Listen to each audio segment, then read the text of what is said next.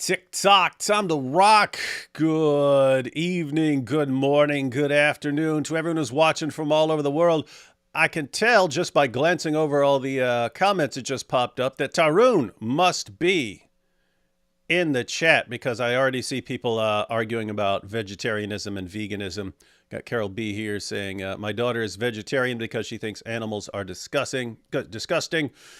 We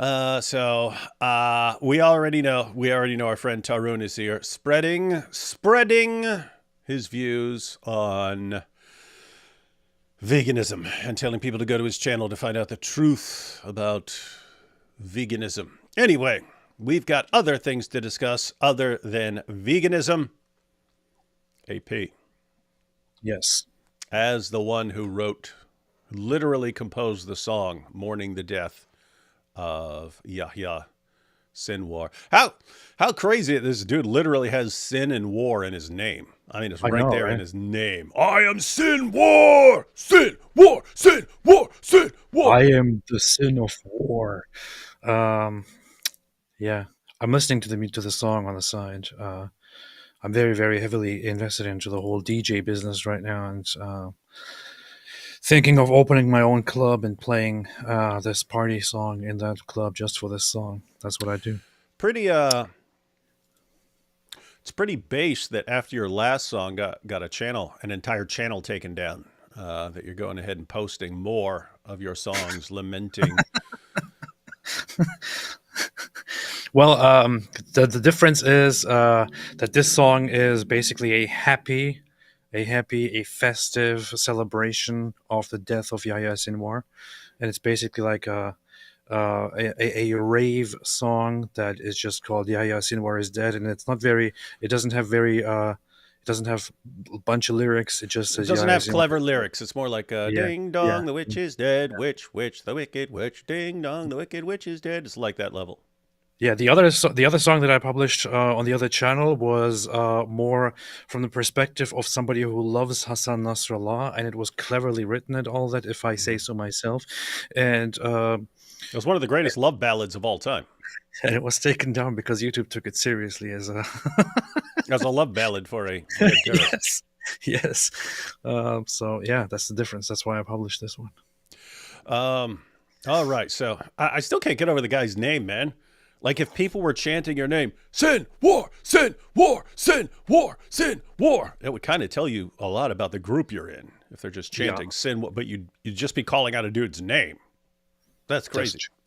So anyway, that guy, he was one of the few who was, do we have to update our decks of cards? Where's my deck? My deck of cards. I haven't been updated. Oh, here we go. Yeah, hang on. So he was one of the remaining guys because we had to actually update, like Ismail Hania. When we got that did not say eliminated on it. It comes with a pack of stickers. Let me just see who's in here. Let's see. I'm not sure. See,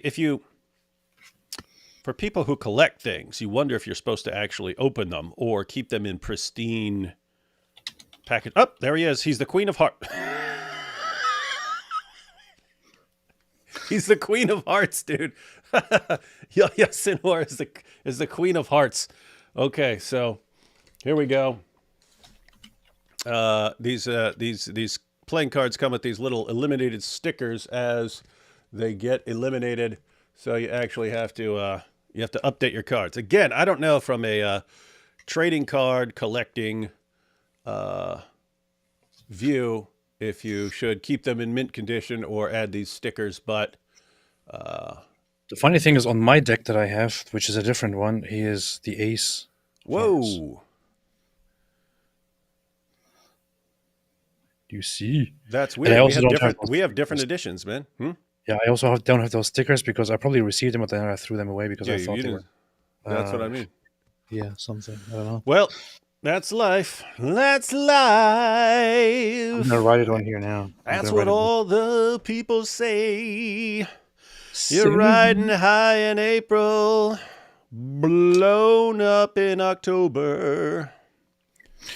So the news are true. The funny thing is, in the morning I saw that Yahya Sinwar is dead, and I see photos and footage of his body dead, and it looks very much like him.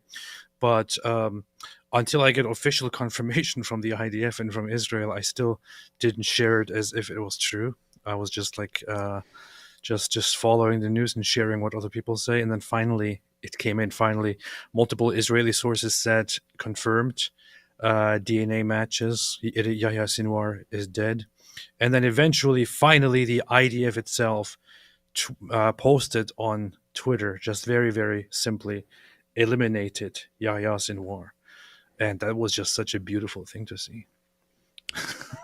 For you.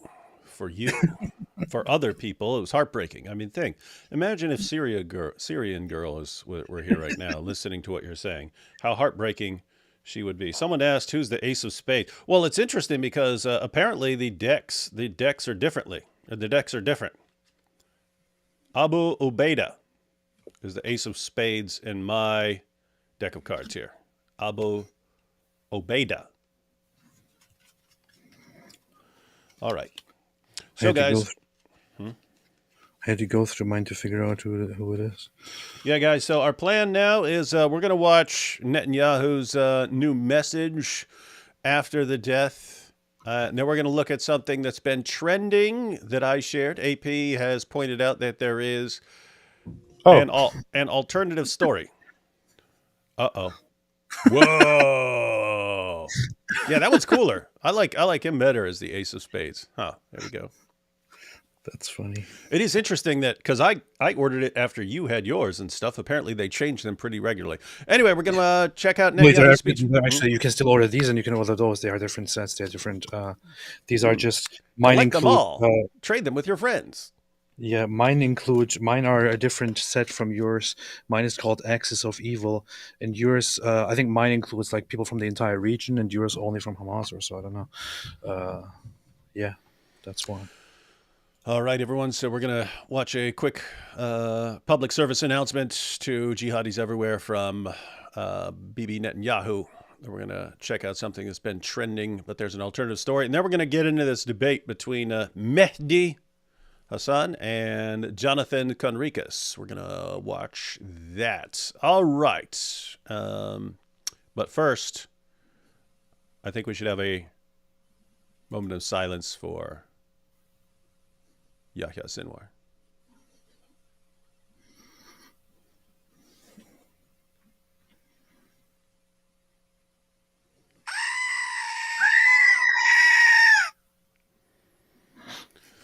The goats said it all. The goats said it all. All right, ladies and gentlemen. When I first heard of him passing, I couldn't believe it.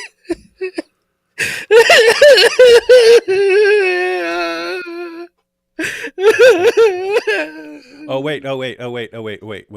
AP. What? We got to do it. We got to do it once for the old time's sake. Okay, you be the lady. You be the lady during the interview. Go ahead.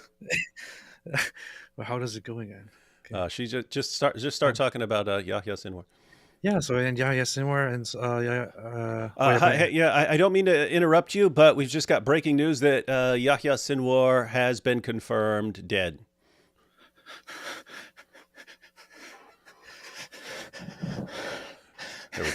There we go. Classic. He's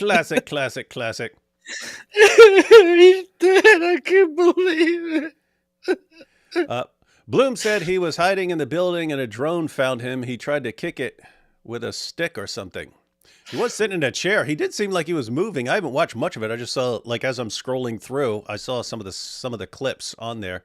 Looked like he was still alive, but like blown up in his chair. What actually happened, and I want to quickly check if my knowledge on it is updated or not. But what actually happened is that he was hiding. Boy. Not inside that building. You're hiding, boy. I said. So, why would he be hiding? I thought they loved death. IDF troops noticed suspicious figures entering and exiting a building in their vicinity, after which an order was given to engage. At 3 p.m., an IDF drone detected 3 individuals exiting the building, 2 covered in blankets and clearing the path for a third. The soldiers opened fire and the group scattered, 2 entering one building, and the third, later proven to be Sinwar, entering another building and climbing on the second floor. An IDF soldier was severely injured in the fight which ensued. A tank then fired a shell at Sinwar's location. An infantry soldier began to sweep the building when 2 grenades were thrown at them. 1 exploded and 1 did not. The troops then pulled back and sent in a drone which detected an injured figure with a covered face, attempting to knock it out of the air with a stick. Sinwar was finally killed when part of the building collapsed on top of him. So that's trying to knock it out with a stick. Yeah, they were hiding.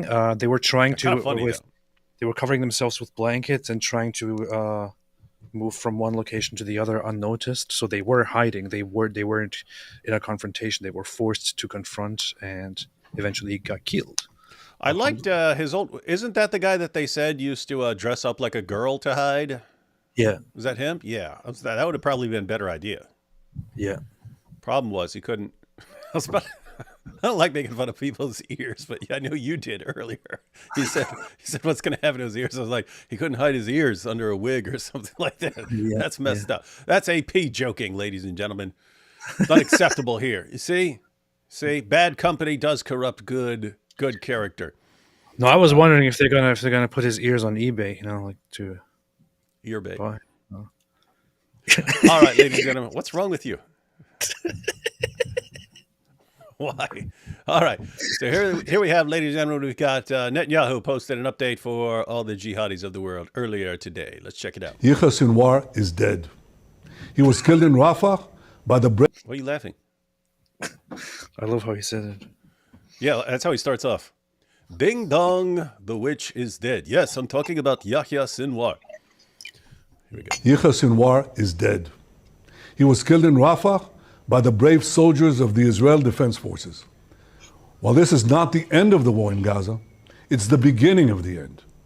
To the people of Gaza... Hold up. We're just at the beginning? The beginning of the end? All the stuff that's been going on? He died like a dog. Yeah, someone put that in a super chat. We'll check that out in a second. He died like a dog. He was eating the dogs, and then he died like a dog. He was eating a dog. They actually caught him. I've heard reports that he was actually eating a dog when he died like a dog. To the people of Gaza, I have a simple message. This war can end tomorrow. That's true. It can end if Hamas lays down its arms and returns our hostages. Hamas is holding 101 hostages in Gaza, who are citizens of 23 countries, citizens of Israel, but citizens of many other countries. Israel is committed to doing everything in our power to bring all of them home. And Israel will guarantee the safety of all those who return our hostages. Anyone who return, wow, hey guys, that is important, right? In other words, if you're an otherwise bad dude and you're thinking, I'm doomed here, so I might as well keep these hostages. He just guaranteed your safety. He just guaranteed your safety if you're one of the people who comes and returns them. That is, I'd take that deal if I were you. Lest you end up like Yahya Sinwar. You know what the alternative looks like. You can see it on your screens when you search for Yahya Sinwar. It is crazy how the simplicity of, guys, this can end right now. Just surrender. Give us the hostages back. You've got all these protests around the world, and it doesn't occur to all the people who are screaming for a ceasefire to say, Hamas, just surrender and hand over the hostages. Then you get your ceasefire. No. We can't call on them to do that. Why? Because you actually agree with them. Well, what do you agree with them on? Endless cycle of violence. Wild stuff. So anyway, guys, could be over really quickly. And it's been pointed out over and over again. In war, your overall goal is to make the other side surrender. That's why we fought the Germans until what? Until we had evened some score? No, until they surrendered. We fought the Japanese until what? Until we got even for Pearl Harbor? No. until they surrendered. You fight until people surrender so that you can impose conditions to make sure that they never are able to do what they did again. That's the goal here. That and getting hostages back. But Israel's not allowed to do it for some reason. They're not allowed to fight until they make someone surrender and get their hostages back. Weird. But to those who would harm our hostages, I have another message. Israel will hunt you down and bring you to justice. I believe him. I also have a message of hope to the peoples of the region. The axis of terror that was built by Iran is collapsing before our eyes. That's true. Nasrallah is gone. His deputy Muhsin is gone. Haniyeh is gone. Def is gone. Sinwar is gone. The reign of terror that the Iranian regime has imposed on its own people and on the peoples of Iraq, Syria, Lebanon, and Yemen, this too will come to an end. All those who seek a future of prosperity and peace in the Middle East should unite to build a better future. Together, we can push back the forces of darkness and create a future of light and hope for all of us. Alhamdulillah. That's pretty That's base. what should happen. That's pretty base. So, couple parties involved here. If you're a terrorist, you're holding hostages. You need to go ahead. Just look at what you've done to your own region, to your own people. Look at what you've done. Recognize that you're wrong. Go turn yourself in with the hostages, and you're guaranteed safety.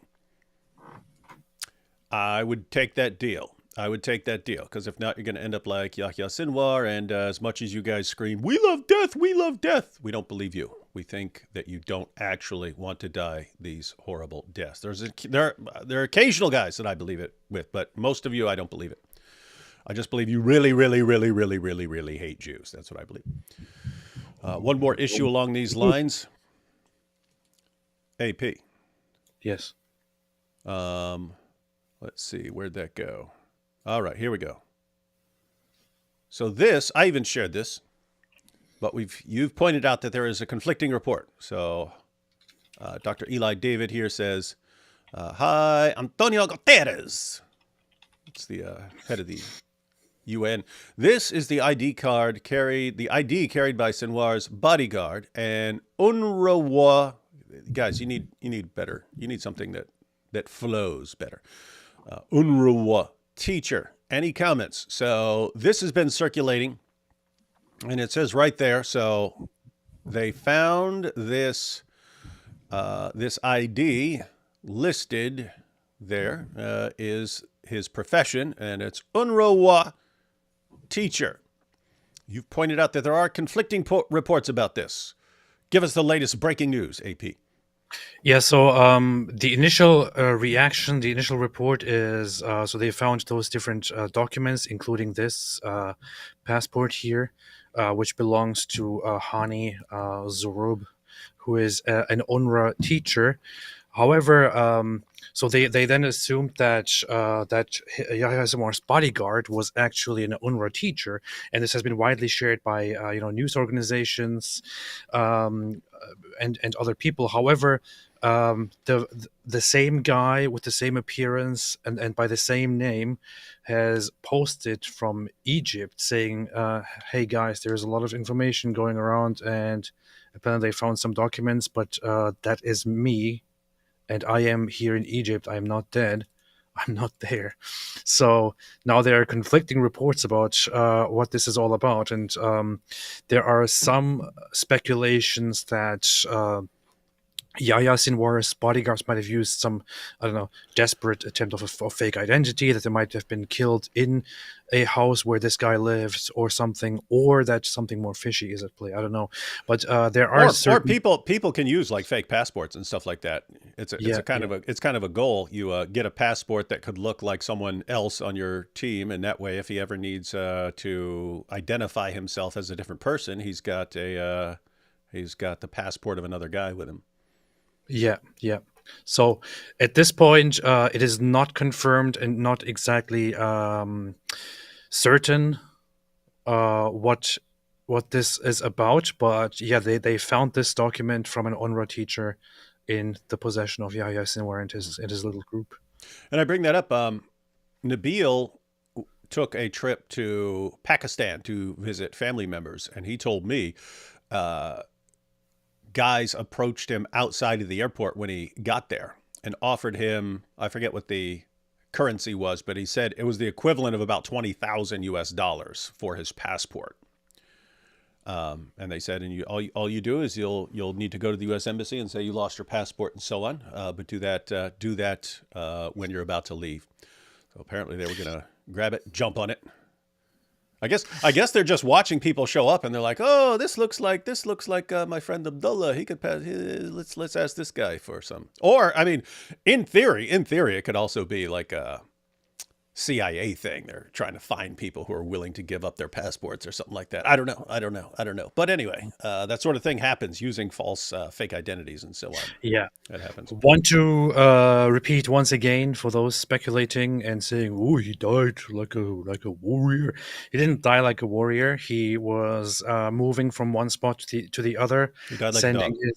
his men forward, covered in blankets to clear the way, and then to have him come afterward after they cleared the way. And he was also hiding under a blanket. Hiding. He was That's hiding why I'm hiding from it. anymore.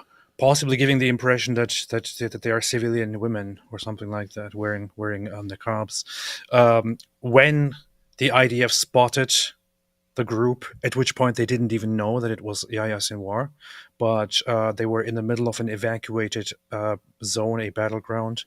Didn't respond. Eventually were fired at. Went into a building. Tank fired at the building. Hit Yahya Sinwar. They saw him with a drone, and then the building collapsed and he died. That's it. I have to say, Died like a dog. Yeah.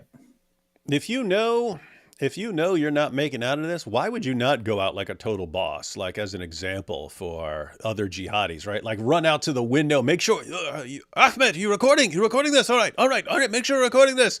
And then run over to the window, come get me, Jews! I love death more than you love life! Blah, blah, blah, blah, blah, like Scarface, right? And then you go out like Scarface and you're getting all shot up and going, you want to play rough? Let's play rough, right?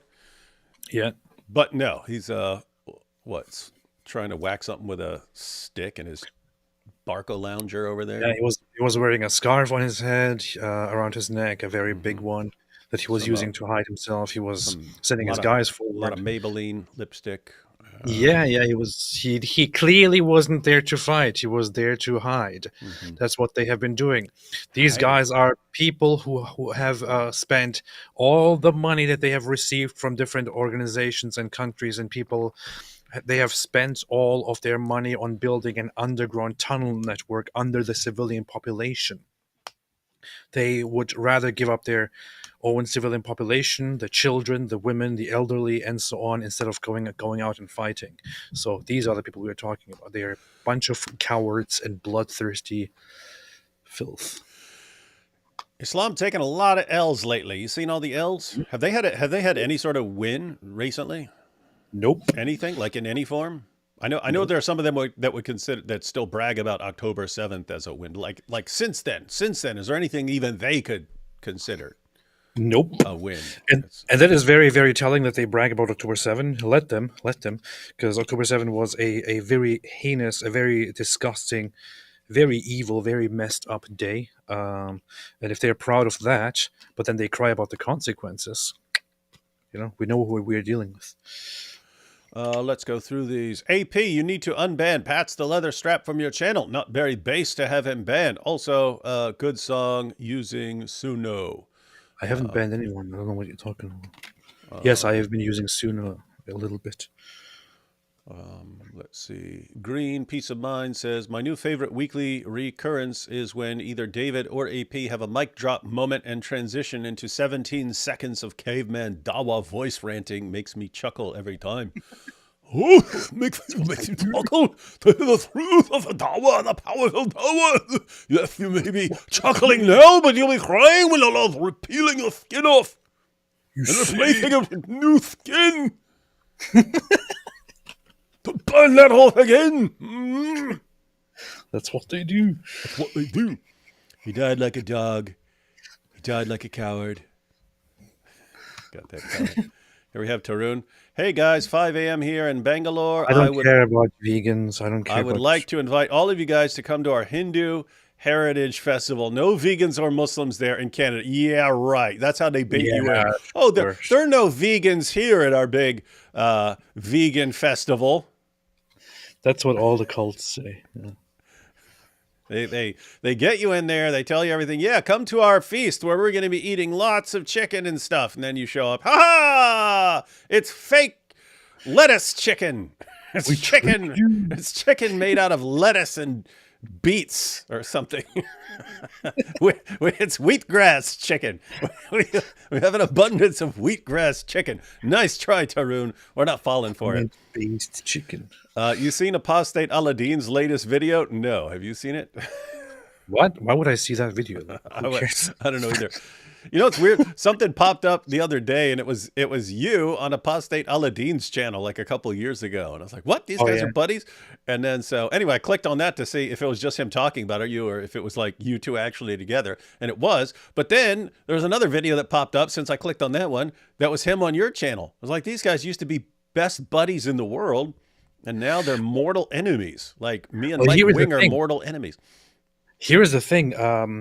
I, from the very beginning, when he first came out and started making videos and all that, I saw that he has a problem with those of us ex-Muslims who are actually honest. And those of you who get all uppity, know your place. You're an ex-Muslim. Be extremely sweet and keep your mouth shut. So I knew about it. I was aware of our differences. However, even when he was kind of an idiot at the very beginnings, I thought, you know what, I'm used to this. I tend to be very, very, very harsh, tend to be aggressive and all that. I know that some people don't do that. I know that some people are like softies and all that, but I don't want to rebuke them. I just I want to support them, even if they are like that, and even if they are against me, even if they don't like me. So I did agree to get together with that guy back then and go on his channel and also have him on my channel to promote him. I even put people like that on my featured channels list and all that.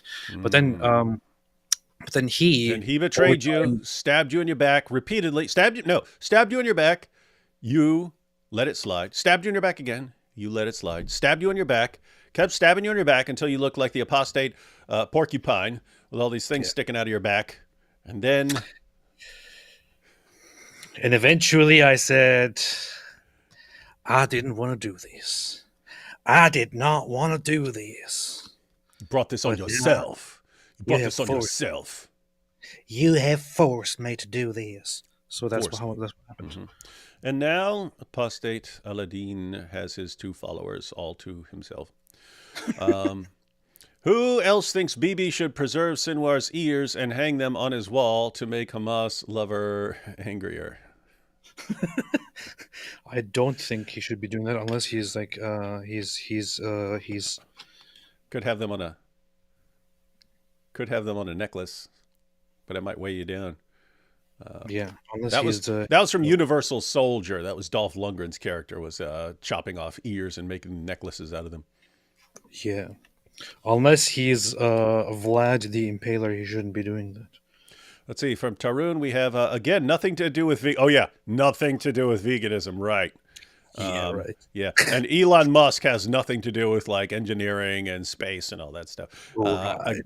Again, nothing to do with veganism, but I have heard a certain Sham Sharma and a certain Daniel Boardman will be there. I hope to be there too. Okay, so if you guys like Sham Sharma and Daniel Boardman and wheatgrass chicken flavored wheatgrass, check out Tarun, the festival Tarun was mentioning. I collaborated with Sham Sharma in the past. He's actually a very nice guy. So. What do you call a pig in Gaza? Ham... But right. Can you please explain AP? Can you please explain Sunan Ibn Majah 2540? You gonna pull that up? Yes, I'm trying to sort my deck right now. Sunan Ibn Majah, what? 25, like a quarter, and 40, like how old I was when I was 40, or like a big beer. It was narrated from Ubadah bin Samit that the Messenger of Allah said, "Carry out the legal punishment on relatives and Oh yeah. strangers, and do not let the fear of blame stop you from carrying out the command of Allah subhanahu wa ta'ala." Yeah, I point that out. You can interpret that as just saying, hey, if it's your job in the ummah to carry out punishments, then don't let things slide for your family members. But the creepy part is it just says carry out Allah's punishments even against your own family members. The reason that's creepy is, okay, what's the penalty for blasphemy if you hear a relative making fun of Muhammad? Death. So very easy to say, well, I'm commanded to carry out Allah's penalties even against my own family members. Or what if your family member becomes an apostate or something like that? Your child's going to become an apostate. Yeah, so this is relevant in that, I mean, honor killings can be like a cultural thing, like in certain areas and stuff that predate Islam, but Islam allows you to justify that very easily by saying, okay, well, my daughter is going around, she's not obeying Islam, she's not dressing appropriately, and so on. So according to the Quran, according to Surah 4, verse 65, since she's not following all of Muhammad's decisions, she's actually an apostate. What's the penalty for apostates? Death. And I'm required to carry out these penalties even against my own family members, and then it's justified. Yeah, there is a very important detail here, which is that Muslims, when you bring up these things, will object and say, in Islam, it is the authority, the caliph, or the court, the judge, who carries out such punishments, or who judges and then sentences you to be executed or whatever it is. However, the general ruling in Islamic jurisprudence in the history is that you are not supposed to take matters into your own hand. However, it's also not that big of a deal. It is up to the caliph or to the ruler to decide what happens to you if you become vigilant and kill someone that needs to be killed. However, it's not a great sin to kill somebody that needs to be killed according to the Sharia. So. And we see this in the Muslim sources when you had a guy who killed the mother of his own children. And then Muhammad says, hey, who killed this woman? Because they find the body. Hey, who killed this woman? He says, hey, she was making fun of you, Muhammad. Muhammad said, no retaliation against this guy. Muhammad said, based. So keep in mind that she was not brought to trial and convicted and sentenced to death. He just said, hey, you're making fun of Muhammad. I'm going to kill you. And he did, stabbed her to death. And then what happened? Muhammad said, no retaliation for this guy because it was okay. But keep in mind that was just vigilante Islamic justice. Hey, it was like this. I'm Muhammad, and you are the guy who killed that family member. Okay. Yeah. Who killed this woman? I'm sorry, Muhammad, but she kept talking trash about you, was saying all sorts of mean things about you, so I stabbed her to death. Oh, that's why you killed her? Yeah. Beast. And that's basically how the discussion went, ladies and gentlemen. So you do have this kind of encouragement that vigilante justice is okay, and the result is all these years later, you can keep in mind there's a more disturbing part of that. The more disturbing part is all we have is what the guy said she did. The guy who killed this woman, she's not there to speak in her own defense or call witnesses or anything. The guy who murdered her, stabbed her to death, that guy said, oh, but yeah, she made fun of Muhammad. Muhammad said, oh, then that's fine. Guys, here we are 1,400 years later. And what happens in Pakistan if you have a disagreement with someone? You say, hey, he made fun of Muhammad. He burned the Quran, and then a mob forms and kills him. Yeah. You literally have a get out of death free card if you murder someone. If you just say, oh yeah, they made fun of Muhammad or they burned the Quran or something like that. So that's actually pretty disturbing. And these are the fruits of Muhammad's powerful teachings. And the fruits are not very tasty. Registrations are very low, so sign up for it really quick. Celebration of Hindu culture in Canada. Ask Sham Sharma and Daniel Boardman to know more. So Tarun is really pushing this hard, the celebration of Hindu culture in Canada. Just keep in mind, ladies and gentlemen, you got Sham Sharma, Daniel Boardman. You can find out more Just check out Tarun. And if you really, really, really like wheatgrass soup, wheatgrass salad, wheatgrass kebabs, wheatgrass with wheatgrass sauce, wheatgrass shakes. If you like all that stuff, they're going to have plenty of it at Vegan Fest Canada. What's next? Soon we're gonna start dressing up as women. We're gonna do drag stuff. Then we're going to listen to Taylor Swift. What? From the wheatgrass? Yeah. Schnudrick says, hi guys, AP, if you like Jews, then you'll love the King of the Jews. Come to Christ, AP. Hurry up. God bless you both. It's good advice. Good advice. That's a good point. Yahya is now taking in all 72 inches of Goatsabi, but what's wrong with you? AP fans, stay over on AP's channel with your weird talk. Ryan says, Sin got paid his wages. Sinwar got paid his wages. Wages of sin is death. Sinwar said he wanted to be a martyr. Israel would have been Islamophobic if they didn't grant his wish. Nobody can accuse Israel of such a thing now. That is a good point. These guys say, we want death, we want to die a martyr, and Israel does it, and then how are Israel the bad guys? They should be your heroes. Why would you make us martyrs? Why would you do? You know what the funny thing about CIA Simwar is? Lots of people know this, but some people might still not be aware. And this actually puts into perspective what Israel does for people, even the people who are terrorists who hate Israel. Yahya Sinwar, they gave him surgery and something. Yeah, go arrested. Yeah, in 2011, he was in Israeli prison, and he was found to have a brain tumor. A brain tumor that was big, that was developing, that was endangering him. Israeli doctors, upon realizing this, planned a surgery and actually carried out the surgery. They removed Yahya Sinwar's brain tumor from his brain. And they did that through Israeli taxpayer money. So it wasn't even Yahya Sinwar paying for it. It wasn't anybody paying for it. It was Israeli taxpayer money paying for it. Israel removed his brain tumor, and later, as part of a hostage exchange deal, in order to get back their soldier, their Israeli soldier, they let Yahya Sinwar go. So not only did they identify his brain tumor, they also for free removed his brain tumor. And as soon as he went back, he started killing people again. And today they finally did what was right, what they should have done back then, and actually removed his brain, not the tumor. So very, very, very rude. I think it's good to give people a second chance at life. Not such people. He was given a second chance, and he used that second chance to kill more people. Alhamdulillah. No one is going to lose a minute's sleep over that. Yeah. No one. That's what Israel does. Can you imagine that? I mean, like, okay, you're a terrorist. Because keep in mind, you do have people who are like, gosh, I'm here as a prisoner and they like helped me out. Maybe I need to rethink my ways. Maybe I need to rethink whether what I've been raised to think about these people is correct.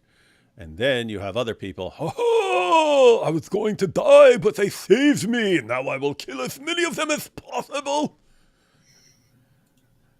All right, you have made it understood that no amount of help or kindness or compassion or generosity or magnanimity is ever going to stop you from being obsessed with killing Jews. All right, now you have exhausted the limits of generosity there. And it's almost poetic. Now you see the footage of him dead. The photo of him, and he basically has a hole here, and I've seen it. His brain is missing. So. It is an extremely large hole. It looks like he was hitting his head with a .44 Magnum. It's almost poetic. They removed the tumor, and today they removed his brain. I want them to start trolling during these announcements. Wafik Safa died naked while cuddling his Goku body pillow. We should start announcing stuff like that. And just We should. We should. we got to start doing that. Let's see. AP Moxinwar. AP Moxinwar. He thinks he'd do better against Israel.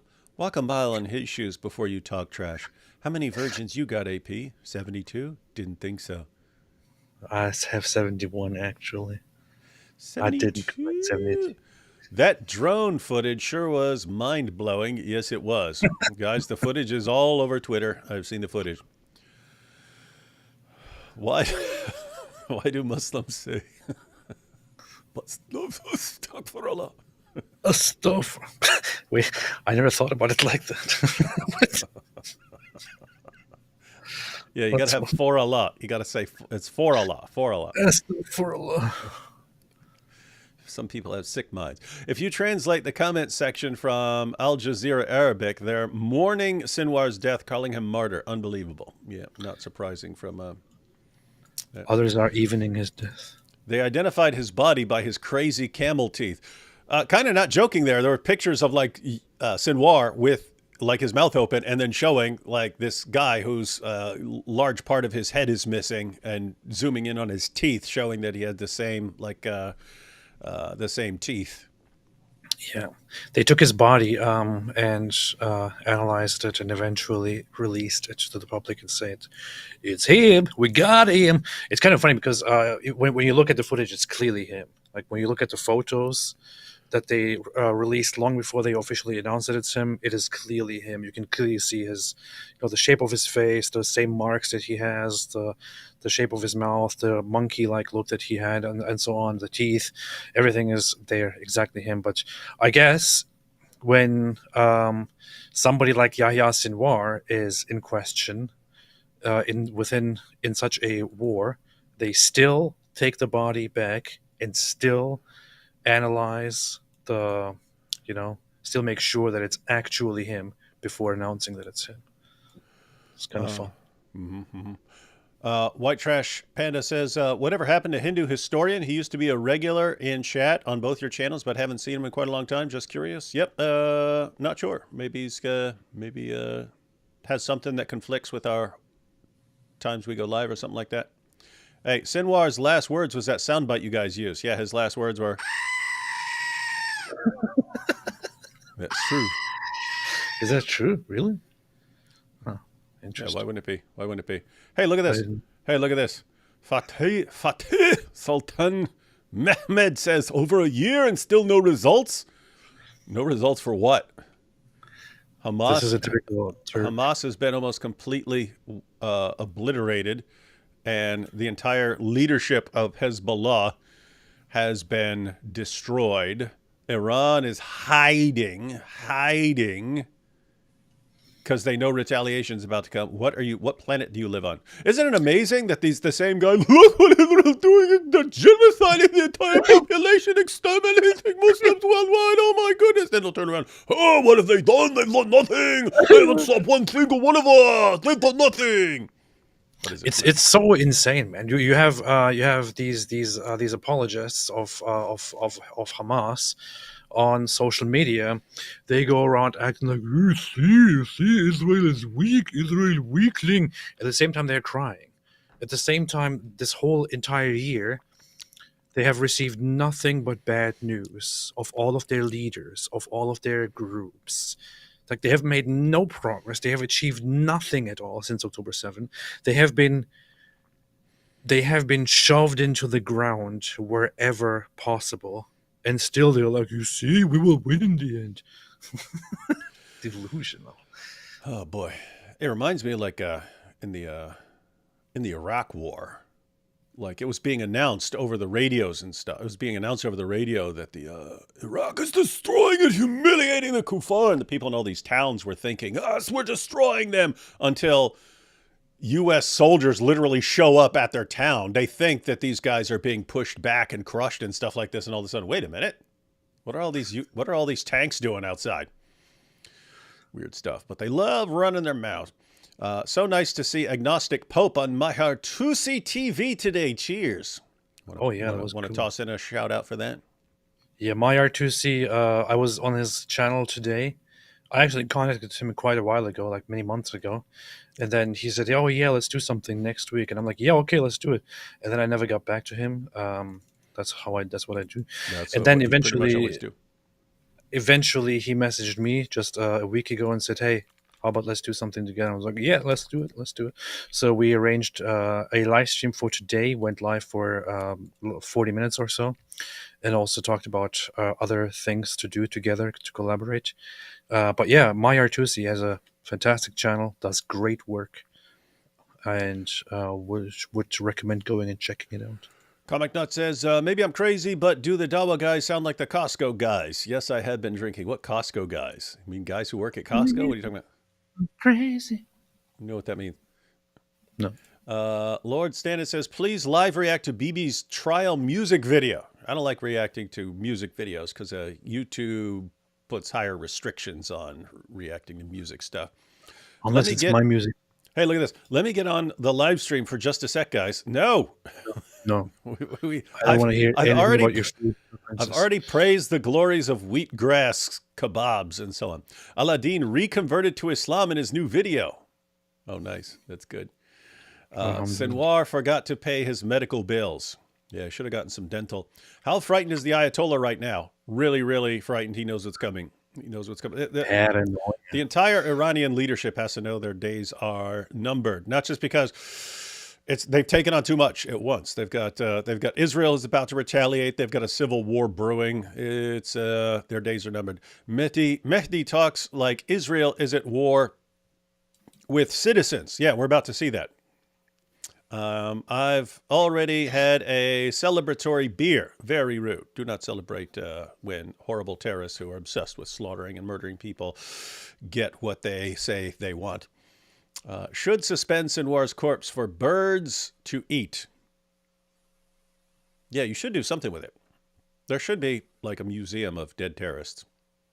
AP, if there was a museum of dead terrorists in Israel, would you go there? Yes. Mm-hmm. The standard. Oh, this is mean. I would buy dead terrorists to have them in my home. Look at this mean joke. The sin has holes in it. Talking about standard Islamic narrative, but this person is clearly referring to Sinwar, namely his head. Very, very. Look here. People are grieving. Be more considerate. Apostate. Boo-hoo. Thank you. Apostate. Ryan here said it. And it's Ryan. I don't know if you could see that, AP, but it's Ryan Gosling wearing Islamic headgear for your enjoyment, since you're the one who thinks that's what they do. All right, guys, let's go ahead and jump into this video. This is Mehdi Hassan versus Jonathan Conricus on Piers Morgan. Jonathan Conricus, former IDF, I think it was a lieutenant colonel or something like that. And then the spokesman for the IDF. And Mehdi Hassan, journalist, one of the best speakers on the planet. And why this was actually brutal. The last time we saw Jonathan Conricus, he's usually able to run circles around people because he's a very good communicator and other people aren't. Like Piers will always have like Cenk Uyghurs on there and get other people who just aren't good communicators. And then you have people like Hijab who just try to derail the entire discussion with personal attacks and so on. You can disagree all you want with Mehdi Hassan. The guy is a phenomenal communicator. Even if he were spouting complete nonsense, he is good at just rapid fire, point. He's matter of fact, as far as people who would disagree with him, the only person I can think of who's as great a communicator, so just as far as like rapid fire debate and so on, would be Douglas Murray. And I think they had a debate. I've just never seen it. I think they've actually debated. That would be an interesting one to watch. But so anyway, Jonathan Conricus, awesome communicator. Best chin you could possibly have. Mehdi Hassan, really weak chin, but one of the top communicators on the planet as far as raw, just basic communication skill. He could not kill you with his jaw, but Jonathan Conricus would totally kill you. He could Good take killing. on all of Hamas with his chin. Yeah. All right, let's see. Here we go. The US has ordered Israel to urgently boost aid to Gaza or face having some military assistance cut off. It comes after reports that Benjamin Netanyahu was... Wait, what did he say? Hang on. The US has ordered Israel to urgently boost aid to Gaza or face having some military assistance cut off. The U.S. has told Israel to instantly boost aid to Gaza, or what did he say? Be cut off? I just wanted to, for some reason that went by too fast for me to process. The US has ordered Israel to urgently boost aid to Gaza or face having some military assistance cut off. Okay. It comes after reports that Benjamin Netanyahu was considering a surrender or starve plan to choke off aid to the north, leaving hundreds of thousands without food or water to flush out Hamas terrorists. Israeli officials have told they... I don't want to pause this early, but that's a misrepresentation of what's actually being planned. Surrender or starve? What Bibi Netanyahu actually said. He said that the plan would be so on the surface, the plan in and of itself is not problematic at all. It is evacuate the civilian population and make sure that you can get the civilian population out of there and only leave the militant, the combatants behind, and then pressure them by starving them, by cutting off any food supplies or water supplies entirely, and pressure them to surrender. So that would be the plan. That alone, if the plan succeeded as it would not be a humanitarian problem. It would also not be a war crime or anything like that. It would be completely about combatants. However, they just want to make it look like, if they do that, then this will affect civilians and all that. That's not part of the plan. Okay. Tony G here says Mehdi is a sleazeball. He's not a good communicator. Those things are not mutually exclusive. You can be a total sleazeball. I believe he is, but he's also a very good communicator. You need to be aware of that, right? Because that's when you run into problems. You get someone who's a total dirtbag, but phenomenal communicator, and that's just a reality. So you have to be aware of it. But don't pretend he's not a good communicator. What are you talking about? That's just weird. I don't like the guy at all. I think he's a scumbag and he's a liar and all that. However, I have to say that he does a very, very good job at delivering his scumbag opinions. Mm-hmm. And it's weird because he'll accuse people of what's called gish galloping and so on. That's where you fire off too many points for the person to respond to and stuff. He's like a champion of complaining about that, but he does it. He does it all the time. He'll fire off 10 points. Guys, the idea behind gish galloping is that it can take significantly longer to respond to a criticism than it does to bring up the criticism, right? You could bring up a criticism in a second or 2 seconds, right? And blah, blah, blah, right? That was very quick, right? I can bring that up. And guess what? If you give me a minute, I can bring up 10 or 15 criticisms. If the other person is limited to equal time, you can't respond to this stuff. There's no way to respond to this stuff. That's the idea behind gish galloping, which Mehdi constantly complains about, but whenever he has an opportunity to argue points and so on, he usually does it. But let's see what happens here. US counterparts, they won't enact that plan. Or frankly, that's what they tend to say about most of their escalations just before they happen. In the past few days, 4 Israeli soldiers were killed, 58 more badly injured in a Hezbollah drone attack. The UN, meanwhile, has condemned a large number of civilian deaths caused by Israeli strikes, including one that hit a Gazan school. With the conflict now at its most dangerous juncture, I'm joined by 2 of the most accomplished advocates for their relative positions. Jonathan Conricus is a retired lieutenant. Look at that chin, ladies and gentlemen. Look at the chin. Why did he call him a retard? Huh? Why did he call him a retard? Didn't. Retired. Oh, okay. All right. So Jonathan Conricus is the guy with the chin. Mehdi Hassan is the guy with no chin. Let's see. Jonathan Conricus is a retired lieutenant colonel, an international spokesman for the Israeli Defense Forces. And Mehdi Hassan is editor and CEO of Zateo News. Welcome to both of you. Look at the difference in chins. Conricus, his chin just keeps going almost down to his chest. And Mehdi, it looks like his chin was surgically removed after some sort of accident or something. I don't know. Oh, yeah. Mehdi Hassan is the CEO of the world-famous outlet Zateo. Weak chin. And the two. You expect me to fall for that? You want me to What? go, what's it to you? No, I'm serious. It's actually What? called Zeteo. Are you serious? Because it sounds like a joke. I'm supposed to go, what's Zeteo? And you go, it's everything to me, or something like that. No, I'm serious. It's actually called Zeteo. Well, that's dumb. And unless the company name was chosen for that, so people go, what's Zeteo? And you go, it's my favorite. I don't know. Anyway.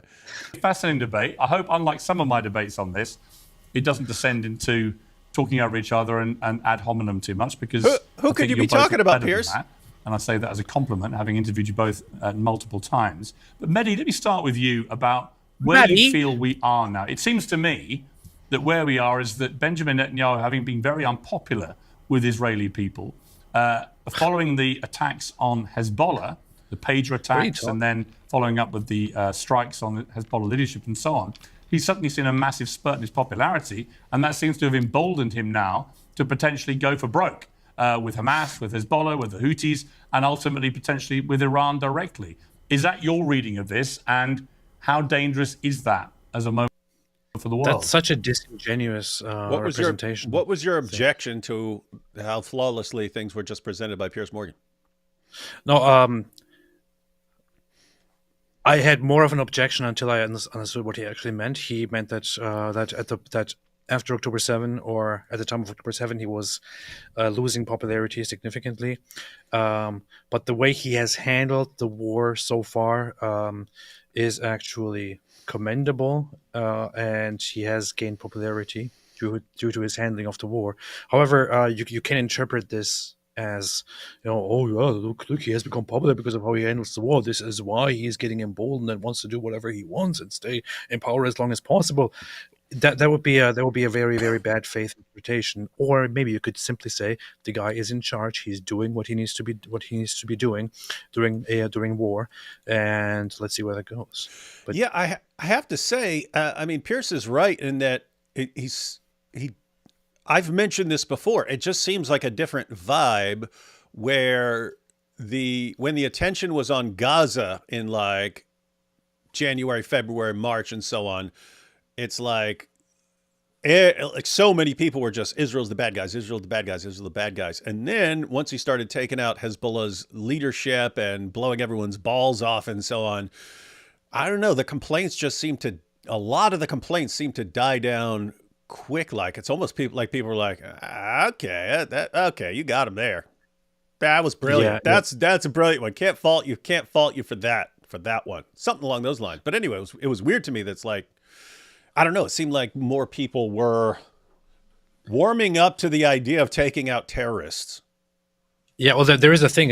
When Israel fights in Gaza, it is very difficult for people to actually see what's happening, because you have a terrorist organization that is weak and that deliberately uses weakness and uses human shields in order to wage the war, and then directly appeals to world populations and to emotions and all of that. And it's very difficult to see it the right way when Gaza is so densely populated, so weak, and when there is just always a lot of civilian casualties necessarily in the war. The same thing is not really happening in Lebanon, where Hezbollah has been very brutal and has been very loud and has been trying to publicly say, we will never give up, we will destroy the Zionist entity, we will. And then people are like, haha, well, that didn't go very well, but these guys were very loud. So it's not quite the same picture. Hey. What? Hey, you know what I just realized? Like these three pictures right here, these three guys. Yeah. If you reverse, I mean, you could actually, like you have little weak chin, then Piers has good regular chin, and then Conricus has like super strong, destroy you with my chin. But this could be like in a plastic surgeon's office. Like, what kind of chin do you want? Do you want this little kind of weak chin here? Like you could have someone who has some equivalent of anorexia, but with his chin. He's like, my chin's too big. I need a little tiny chin. You'd be like, okay, do you want to be like Mehdi here? But for other people, it could be like, do you want a good regular chin like Piers or this big, strong, manly chin? We'll see. Yeah. Anyway, we have first up, we have Mehdi. Thanks, Piers. We're in a very dangerous moment for the world. Anyone who thinks otherwise is crazy. I've spoken to Middle East experts who say they've covered the region for decades and they've never seen it boiling like it is now. We could be on the verge of a much wider regional war than Israel has already created. And yes, Benjamin Netanyahu, anyone who follows Netanyahu's career, I think is well aware of the fact that he is a self-serving cynic. He, like Donald Trump, cares about himself more than he cares about his party or his people or his country. And we all know that he's carried on this war, partly, not only, but partly, because he wants to stay out of prison himself. He wants to keep his far-right fascistic coalition together. And of course, escalating and escalating as we get closer to an American election helps him, because as even Joe Biden apparently has acknowledged in private, he's trying to get Donald Trump elected. So for Netanyahu, there's a wide variety of domestic political reasons that help him extend the war. As you say, people tend to rally around in times of war. When Iranian rockets or Hezbollah rockets are dropping on Israelis, of course, are going to rally around their government. That's only natural. That happens in every country in the world. So of course it helps Netanyahu. He's the ultimate cynic. Jonathan Conricus. That was, hey, you're frozen. I'm not frozen. What are you talking about? That's weird. You're frozen on my camera, but you're not frozen. I am frozen. Oh, in your face. Well. Well. And yet no one wants to take up a collection for AP so he can get a new laptop. What is it? You do one thing in life, man. You live stream, and you can't even do that because you're crap technology. The thing is, I don't want to get a new laptop if it's just a cable or a camera or something. I'm trying to figure out what's going on. How old is your current laptop? I don't know, a few years old, and it's not a bad one. It's not a bad one. Anyway, continue. I'll just get All right, ladies and gentlemen, we'll just sit here and wait for AP's laptop to start working for once. No, we'll continue. All right, so we had the opening there for Mehdi, Hassan, and we're going to have the opening for Jonathan Conricus here. Let's see what Piers says. I mean, a lot of people think that. And it's hard not to deduce that that is what's driving him, not least because at the end of all this, Benjamin Netanyahu will face a moment of reckoning with the Israeli people for what happened on October the 7th, which many still blame him for in terms of a massive security failure on his watch. But also he's facing corruption charges, which have all been delayed pending resolution of the military conflicts. There's not really much incentive for him to bring any of this to an end, is there? Guys, for anyone who hasn't been following this, it's basically there was a huge failure of the government to respond on October 7th, right? Everyone is kind of caught. We say, I don't know if people around the world have this saying, we say, caught with your pants down, right? If you get caught with your pants down when someone attacks you or something like that, then it's like, that means you're just not ready for it. So lots of people did not seem ready on October 7th, and it's part of the reason so many people died. And therefore, you would blame your government. You would say your government did not, your government was massively overprepared and didn't respond quickly enough. So people are going to have to answer for that at some point. And there are accusations of corruption.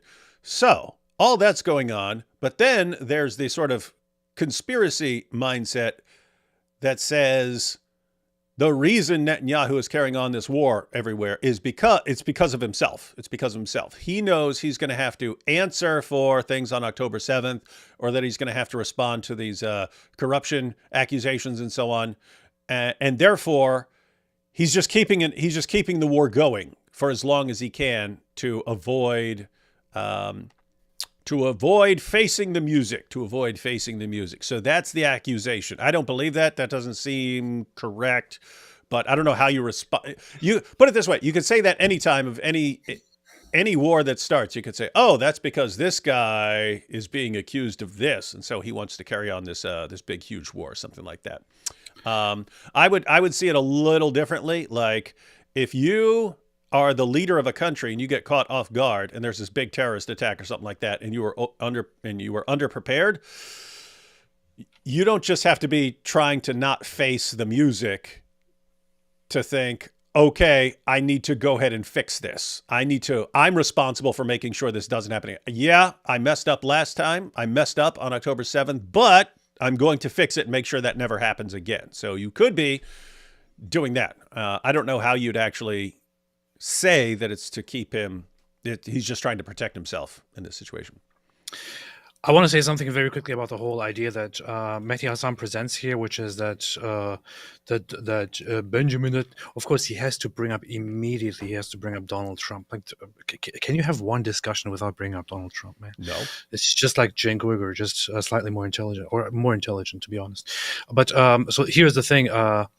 He wants to accuse Benjamin Netanyahu of Benjamin Netanyahu is facing charges over certain allegations, including fraud, bribery, misuse of power and things like that in government affairs. However, it's not that big of a deal. You don't have a case where this guy will almost definitely be locked up and will go to prison for a while. Probably, if something comes out of that case, he would be eventually, fined, or there would be a different sentence. I would guess reprimand or something like that. Or there would be fines. There would be some other services attached to it, and so on. It's not a case like where he goes to prison and all that. Mehdi Hassan, let's remember, is also the same guy who was suggesting during Trump's time all the time that no doubt if it goes all the way through, that Donald Trump will be indicted and he will be removed from the presidency and this and that. He was on that camp. We know what happened. Never happened. He was indicted. He was what's it called again? What's the word again? He was impeached. He was impeached, and nothing happened, because that's what happens. He is impeached, and nothing actually followed from that because they didn't have the power to remove him. Same thing with Netanyahu. Here, you be someone interviewing Mehdi Hassan, and I'll be Mehdi. Go ahead. Dear Mr. Mehdi Hassan, what do you think about the earthquake that just happened in Narnia? Well, that question is as silly as Donald Trump saying that they're eating the dogs, right? I mean, he just talks about eating dogs, eating cats, eating dogs. That's kind of what he does like that. This guy needs to be locked up. And think about how he reacted at the racist rally, blah blah. And, he does kind of do that all the time. Hey, you know what as far as people saying Netanyahu's fighting this endless war because he knows what's going to happen to him afterwards, as if something is going to happen. It reminds me of you remember Inglourious Bastards? In the end, when he's going to carve the swastika into Christoph Waltz's head, and the guy goes, "You'll hang for this," and he goes, more like chewed out.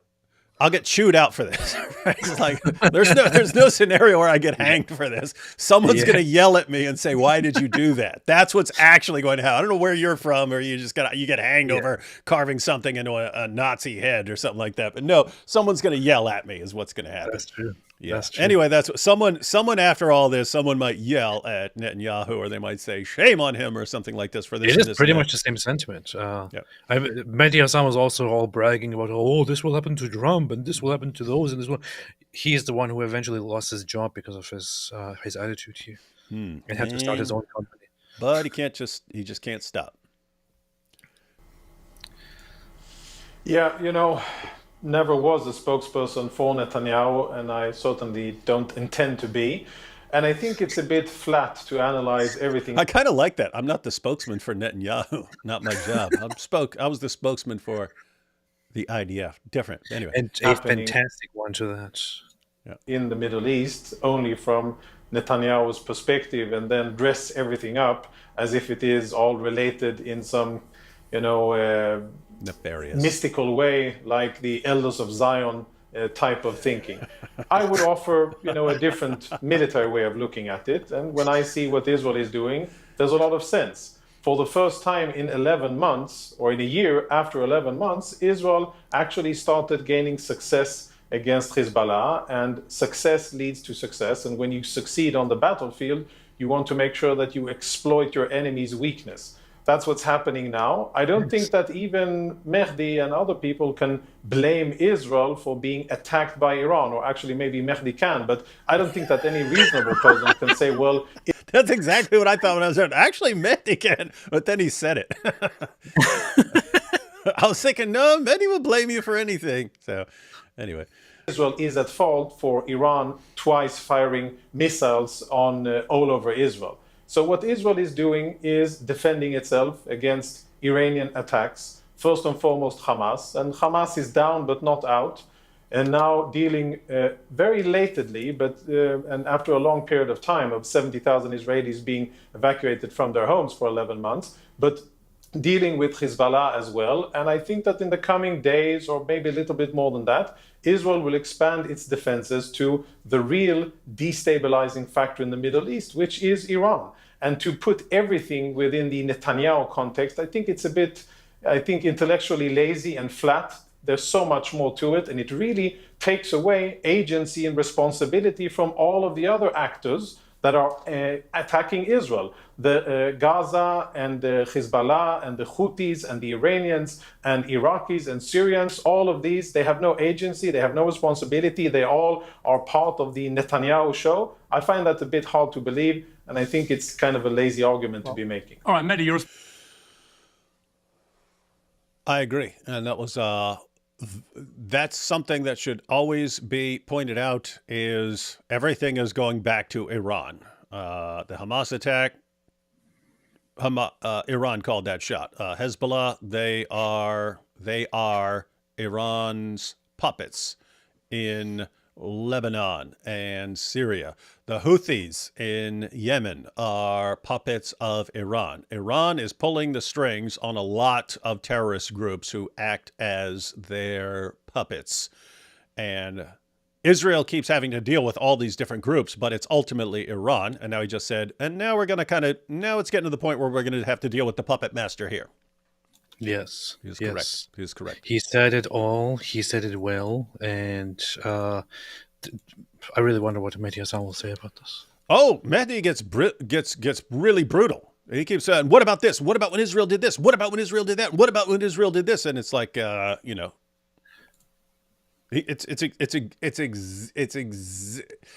it's exactly what you would want to do if you want to divert the attention away from Iran and keep it all back on Israel. Israel being the bad guys, but it's just there is this funny thing. At some point, you don't want to give people any more the attention that they want by diverting from the issue and making it all about Israel is doing this, Israel is doing that. We have certain facts here on the table. Those facts are: Israel was attacked on October 7 by a terrorist organization. You think there was a resistance? You think Israel deserved it? You think Israel has asked for it? Nobody cares. Certainly not Israel. Israel was attacked by terrorists on that day. Terrorists that were in camp with Iran, with the Islamic regime of Iran, and also with Hezbollah. Israel has every right to not only fight back against Hamas, but also to fight back against Hezbollah, which has been firing against Israel since October 8th. And Israel did a fantastic job in just beheading the entire organization within just a week. And then there is Iran, which proudly and lovingly funded and supported and approved of these operations that Hezbollah and Hamas have carried out. Of course, Israel is going to be fighting back against those. It doesn't matter what Mehdi Hassan says. It doesn't matter what Mehdi Hassan questions about their motives or any of that. None of it matters. And this is why every single time when Israel responds heavily and carries out its operations in response to being attacked, in response to all the covert actions, they're like, whoa, why is Israel doing this? Doesn't Israel see what this is leading to? Israel doesn't care, and Israel is right in not caring. Israel is doing what Israel needs to be doing. What matters here is Israel's population, not you, Mehdi Hassan. Well, you say that now, but you haven't heard all these points that Mehdi is about to bring up about all the messed up stuff your heroes are doing. So let's see what he's got here. Answer that. Well, Well, let's just deal with the agency issue first. A few things. One is, a lot of those groups you mentioned have all said that their fighting with Israel is tied to what's happening in Gaza. Many of them have offered the Houthis, Iran, and I said this to you, Piers, last time I came on the show, and you said, how can we trust them? I said, don't trust them, but call their bluff. They've all said, you end the genocide in Gaza, you end the violence in Gaza, you get a ceasefire, and we will stop fighting with Israel. Which genocide? There is no genocide happening. Yeah, and little side note. I mean, what was the genocide? What was the genocide that was going on? Israel pulled out of Gaza in 2005, and then Hamas did this huge terrorist attack on October 7th of last year, and then so I don't know. All right, let's go. He's saying when he's saying call their bluff, he's saying Israel and other nations should call their bluff, stop fighting Hamas. Stop fighting Hamas, because you've got these other groups that say we're only attacking Israel because of what's going on in Gaza.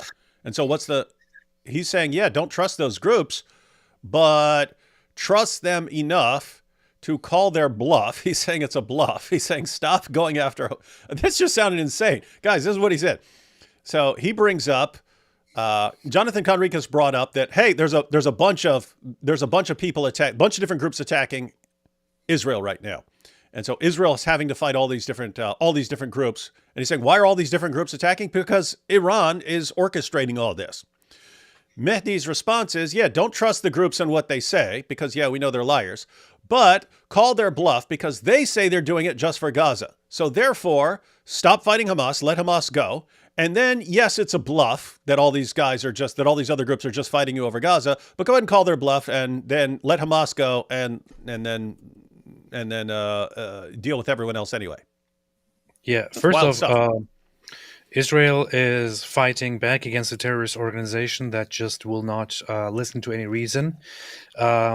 It doesn't matter, once again, what Mehdi Hassan thinks or what anyone else thinks here. Israel gave them the opportunity to be a proper society and to develop themselves. They did not.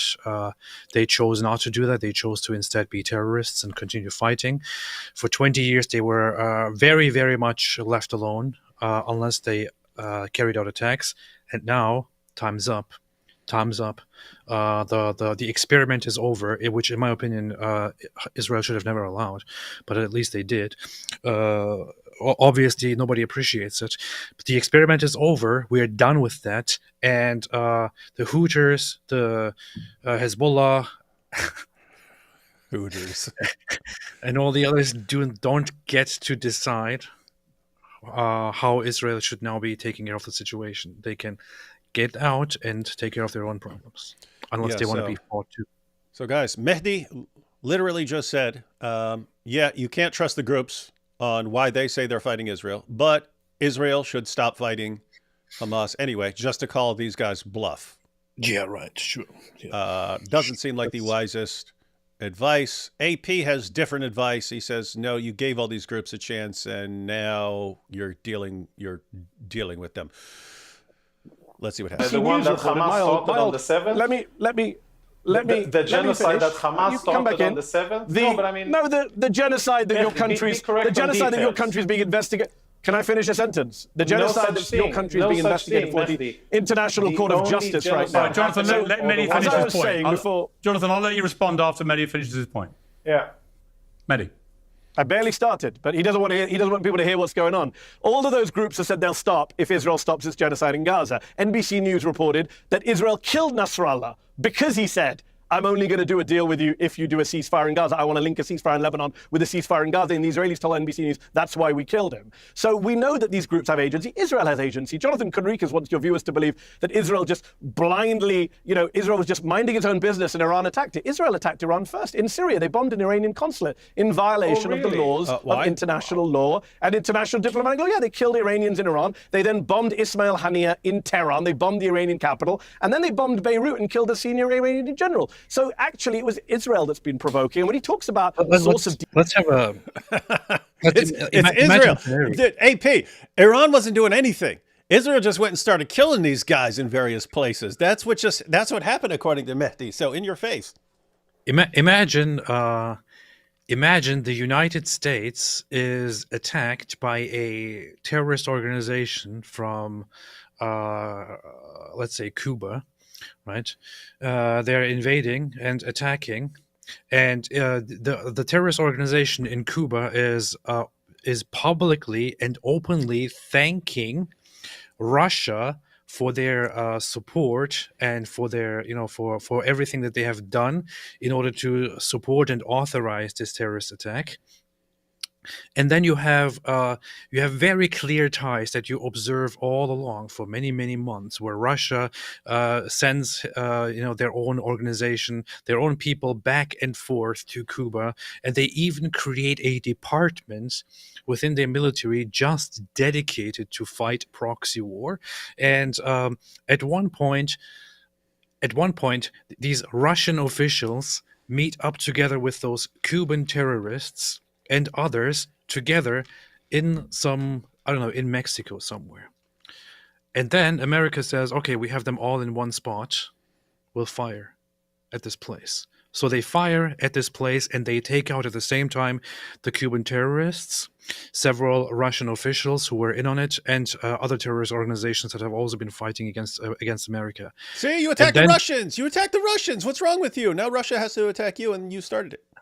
And then Russia says, why would you attack us? Why would you attack us? Now we have a right to attack you.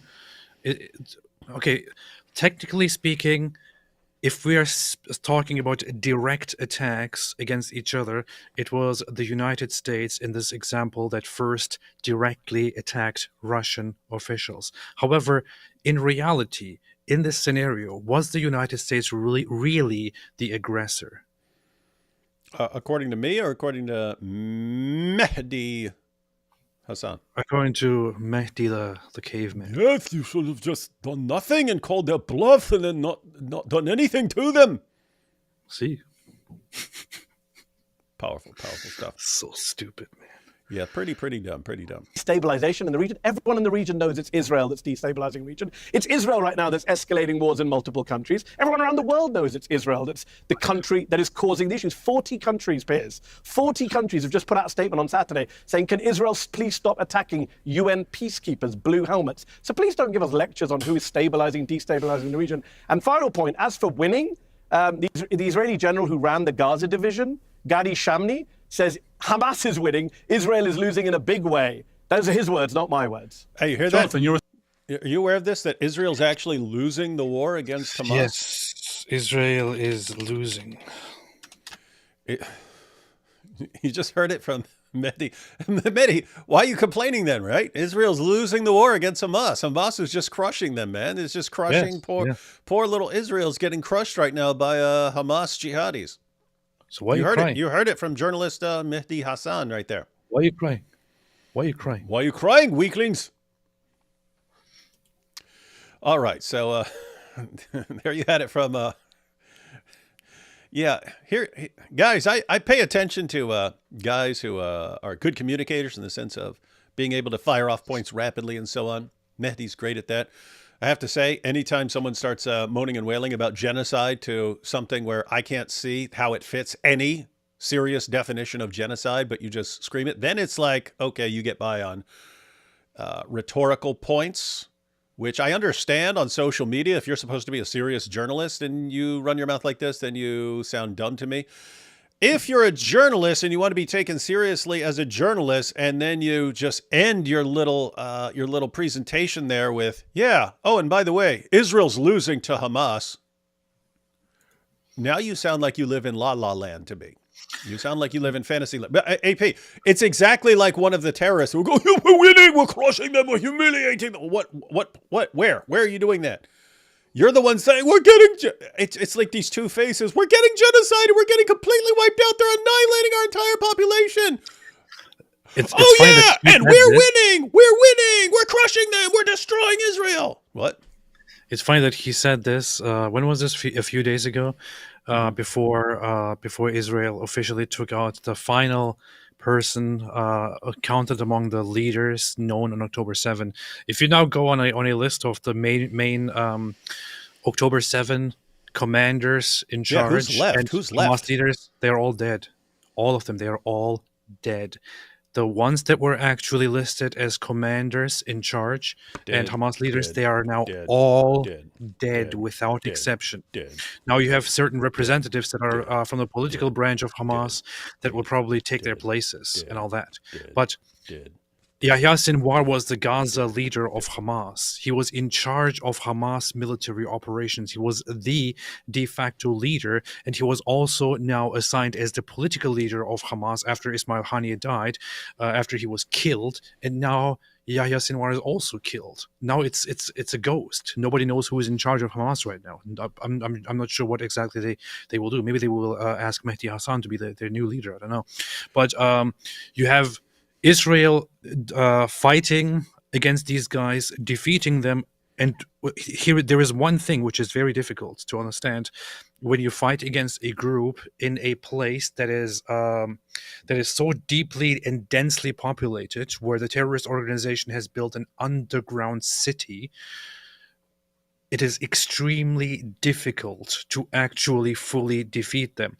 He is referring to a former general who was in Gaza, who said that allegedly Hamas is winning. What the guy actually said is not that Hamas is winning. What the guy actually said is that on the front, Israel, whenever Israel has a confrontation with Hamas, Israel or the IDF wins, and the IDF is crushing Hamas in terms of numbers, and they have reduced them to less than half of what they were in terms of numbers. However, Hamas is winning in a different way, such as that if the IDF leaves a certain position in Gaza, Hamas can within a very short time immediately take the place over again by coming out of their sewers like rats. So the guy was saying this is why you can't have the IDF just back out of Gaza, because what will happen is that the rats will come out of the sewer and they will take over the place, and they will soon start rebuilding again. So the IDF has to stay there until it is fully finished. This is why they are trying to explore a solution like fully evacuating all the civilians to a certain spot, taking it all under control, and then forcing the remaining Hamas militants by starving them. This is one of those solutions. This is why they are trying to come up with a solution, because it is so hard to get the rats out of the sewer. Yeah, so guys, what AP is pointing out there, people saying, hey, Israel should just pull out now. Okay, then Hamas, basically, the ones that are left, take over, and then you still have a terrorist organization. And so you have people pointing out, no, you got to keep hunting these guys down. There's an ongoing problem. You take over an area, the terrorist runs, they flee and so on. A bunch of them die and so on, but they go somewhere else. The ones that survive go hide somewhere else and stuff. Then you go to that area. Then they run back to the area that you just took. Unless you take over the entire place and have everything under the control of the military, then you're playing this whack-a-mole game. You're playing this constant, endless whack-a-mole game. And so AP is saying that this guy's actually saying, hey, you can't just pull out, because then all the guys who are hiding and running and hiding underground and so on in places that we haven't found them, they're just going to come back and take on over. And Mehdi has declared on that basis that Hamas is winning against Israel. Hamas is winning. You heard it here, folks. You heard it here. What should actually happen eventually is resettlement of populations, and for Israel to be completely in charge of Gaza. That's the thing. Like, what else do you do? Like, nothing. Israel would be demonized by the entire world for doing something like that. What else do you do when you're playing terrorist whack-a-mole, and you don't want to play terrorist whack-a-mole forever? There is no other solution. There is no. They could do one thing, which is worse than that, which would be to carpet bomb and exterminate everyone in Gaza, which they would never do. That's what I mean. In that case, they would be the greatest evil in the world, in the eyes of the world. They would never do that. There is a humanitarian alternative to that, which is to peacefully resettle people. If they are still blamed for that, who cares at this point? If you have to look at the bigger picture, Israel could do one thing which is extremely unpopular, and thereby, make a better future for their own people and also for the others, or they could just be anxious and listen to the world that just wants Jews to be killed forever. Yeah, guys. So I've said this many, many times. This is what This is the goal. It's one of the goals of jihad. It's to give you multiple options, and all of them are bad. And therefore, and then whichever bad option you choose, they say, look at them doing this bad thing and choosing this bad option. Why? Because there is no good option. There's zero. There's zero good options here. So Israel could just wipe everyone out. That's bad. That people are really gonna not like that. They could take over the area. They could take over the area and maintain complete control over it. Well, guess who's the bad guys there? Israel.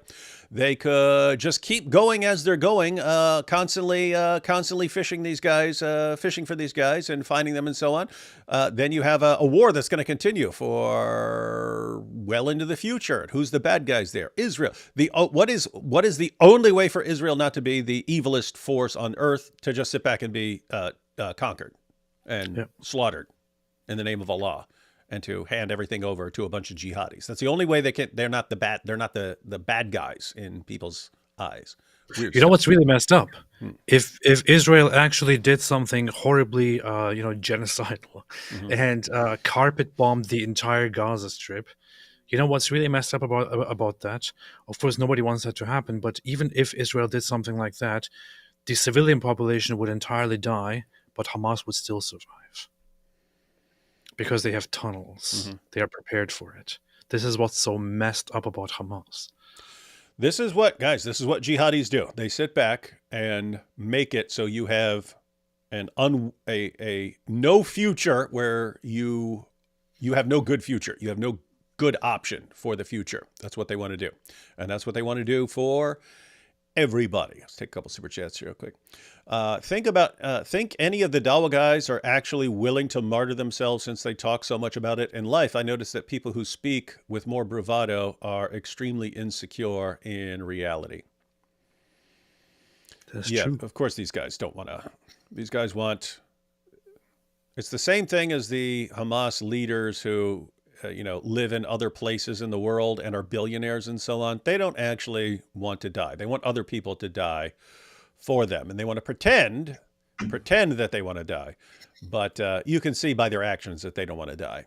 And the Dawa guys, no. These are great times to be a Dawa guy. You can live like a king right now if you can convince enough people that you're going to save Islam from the avalanche of apostasy. Megatron says, and now for Khalid Mashal, Ghazi, and Fatih Hamad. I wish. Especially Fatih Hamad. I wish the guy would find his end. He's the guy who created Al-Aqsa TV and Farfour and all that.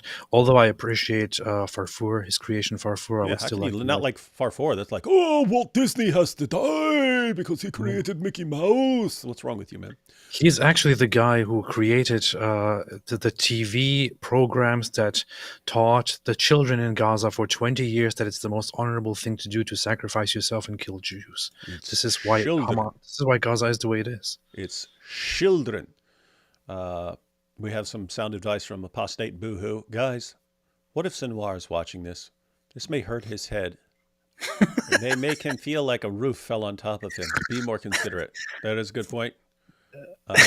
We will be more considerate.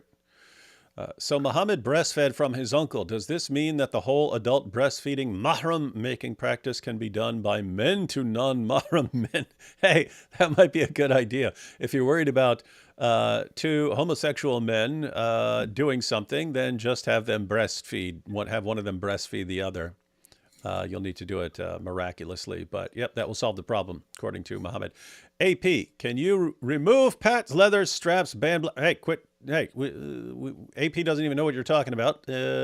And maybe Pat's leather straps deserved it for something. I will look at it right here. I wouldn't do it. I would ban Zane just for complaining. That's how I normally do. I will check if Pat's leather strap is banned or not, and if he's not banned, I will actually ban him now. And then I will ban Zane for complaining. What do you think of Zechariah 11:17 as a prophecy of what happened to Hezbollah and Sinwar? Of course, multiple fulfillments possible. Yeah, you can always view certain things as, I wouldn't regard this as any sort of specific fulfillment. Cool Aid Man D Wood. You think these people genuinely believe in their belief? I mean, Israel surrounded by Mohammedans countries. Isn't this their golden chance? Yeah, that's why over at the beginning of this debate, Piers Morgan was saying, and the Middle East looks like it's about to plunge into a much worse situation and a much bigger war and stuff. Doesn't look like that to me. It looks like you have a bunch of nations that are staying out of it because they understand Israel is going after Iran and its puppets. And guess what? Saudi Arabia hates Iran too, and hates Hezbollah. They hate the same people. And that's why these guys, who some of them otherwise might not like Jews, but they definitely don't like Iran. And when they think about what is a threat to them, they're more concerned about Iran doing something than they are about Israel doing something. So to me, it looks more like if Israel deals successfully with Hamas, with Hezbollah, and with Iran, seems like things are gonna die down pretty quick. Things like the violence is gonna subside. I just unbanned Pat's leather straps. Hope he's happy now. I wouldn't. I would ban the crap out of him forever, just for sending someone Zane, his burner account Zane. Let's see. Well, I was kind of scared that he was going to send somebody next to intimidate me and to kill me. Yeah. Omar says, it's funny how when Hezbollah, Hamas, and other jihadis leaders die, CNN says leader for the group killed, while Fox News says terror group leader killed. It's all about the framing, ladies and gentlemen. I heard there are good deals on Israeli laptops, AP. Yeah. The reason Netanyahu keeps the war going is because most Israelis want him to continue the war, and we'd rather see him run this war than face trial right now. Yeah. I've been struggling with Christianity lately. I have a lot of hard questions. I have no one to ask these. Do you know anyone I can talk with about them? Yeah, find a Christian apologist on Twitter and ask them. But hopefully you're not a troll. Because there are lots of people say there are lots of people who say I have questions, and it's like prove to me that your sky daddy exists. Hearts have been broke. Have sympathy for Hinkle, Myron, Fit, Shields, Rumsey, Tlaib, Ilhan Omar, Mustafa Ali, Syrian Girl, Sami Zayn, CM Punk, etc. Yes, many hearts are broken right now over the death of a terrorist. So. Again, you forgot Dr. Lucas. Yeah. Oh yeah. We have many others. But yes, hearts are broken over the death of a terrorist. So, can this Mehdi telepathically talk to Ayatollah? Of course he can. Yes, he can. Would escalating the Israel-Palestine war in any circumstances cause Israel to fall, since Israel still has a large amount of military support from U.S.? Oh, I mean, keep in mind, Israel is a pretty small country with several million people in it. If they had enough enemies and not enough people who take their side, yes, they could be overwhelmed. That's not going to happen if they're going after Hezbollah and Iran. That's not going to happen. You need other groups and countries and so on involved. But yeah, I mean, yes, I must say it could theoretically happen. I think they would go nuclear before they actually allowed themselves to be conquered. But what's going on right now? No, it is not enough for Israel to fall. Not even close. Yeah, I hope it doesn't come to mutually assured destruction or anything like that. However, there is one thing that I want to point out, which is that while Israel has very crucial alliances with the United States and other countries, I think that people shouldn't mistake the issue here as if Israel fully depends on these alliances. I would say that if things got really bad and this escalated, Israel could easily handle 3 of these countries or 4 of these countries together alone. Yeah, it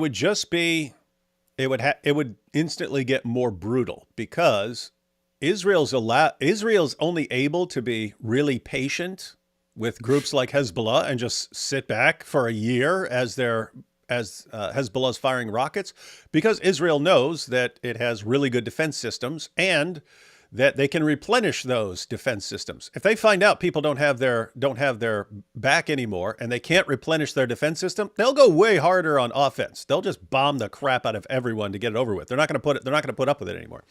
So yeah, I don't there are like possible scenarios where Israel falls or something like that. It's just with the stuff that's going on right now, it's not going to happen. You would need other like really powerful forces and so on to be getting involved in this, and everyone else turning their backs on Israel. So nope, not going to happen. Wrap him in pigskin. Will he go to hell for that? Nope. No, but I think it's a good idea. I mean, Israel won't do it, but I've always been a fan of letting terrorists know, no one's going to do this. No one's going to do this because it would be offensive. But yeah, I am in favor of saying, hey, if you're a terrorist and you slaughter innocent people in the name of Allah and we actually take you out, we are burying you in a vat of pig intestines. Let your virgins come get you out of that. Alhamdulillah. Let's get the IDF spokesman to debate Abu Ubaidah. That'd be a good one. We'll watch that. You know what people are underestimating about Israel, which you can further understand once you get more familiar with Israeli society. And if you visit Israel and you understand how many people are on reserve for the Israeli army, Israel has a remarkably strong sense of support for the IDF. It is like it is a religious and national thing. Whenever there is there is prayer, whenever there is worship, there is also always prayer for the IDF involved. The IDF is at the core of anything that involves, prayer for the safety of Israel, for the people of Israel, and so on. People really heavily care a lot about the IDF and a lot about the safety of the nation. And Israelis throughout Israel admirably are very much ready to be drafted, to be called to serve in the military if things go bad, and they are pretty happy about it. People are on call all the time to just say, "Oh, you need me? Okay, I'll be there." That's it. And they go and they do something for the IDF, even if it's not fighting, if it's just operating different things, going into the office and whatever it is. People are always on call. They are always ready. If things went really bad, Israel could immediately gather a large part of their population and deploy them. You cannot at all find the same thing in any of these countries that Israel is facing. We're talking about Lebanon. Lebanon doesn't even support Hezbollah. The majority of Lebanese people don't support Hezbollah. Majority of Lebanese people don't want to go to the military. The Palestinians, they don't have a military. Yemen doesn't have a military. It is pretty much starving right now if they are if they actually got involved in a war. Iran, the own population is not supportive of the government, let alone the military. They would let them hanging immediately. There is no other country in the Middle East that actually likes to serve the military. You only have Israel that is ready and very, very much advanced. This is not a joke. Pew polled Israeli views on war, 73% support it. Sounds about right. Whenever you say retaliation, I'm thinking of Sunan Abu Dawud 52:24. That's, take that retaliation. Oh, yeah, take all that retaliation, Prophet. Pretty creepy. Israel created the war. Netanyahu is the ultimate sinner. The fact Israel slept on October 7th or thought the Palestinian humans has not changed. The fact that the war is the responsibility of the Palestinians. Oh, yeah, it is. It is. It's just, imagine a situation where your government just, someone's breaking into your house and you call the cops or something like that and they don't show up, right? It would still be it's still the person who broke into your house who's the problem, but you'd be wondering, why the heck did police not show up? I'm supposed to live in a place where I can call police to come and do something. So, yeah, you deal with the problem, you deal with the criminals and so on. But after all that, you focus on that. You focus on dealing with the criminals, the people who are trying to kill you and stuff. After all that, you do have to deal with, okay, why why did this happen? Why did this happen that we were not ready for this, or that we weren't nearly as prepared for it? So yes, that's on Hamas and ultimately on Iran and so on. But you do have, when you have failures of security there, someone is responsible for that. That's what they do.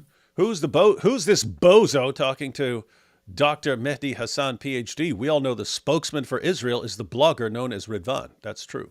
That's true. Why does Piers keep getting people like Jonathan Conricus and stuff, and not the real spokesman for Israel, the Apostate Prophet?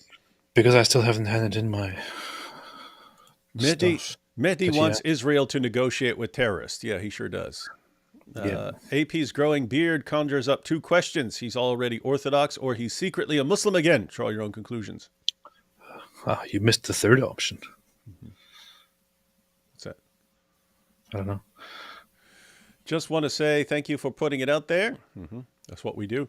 Mehdi talks here. A lot of accusations, non-factization.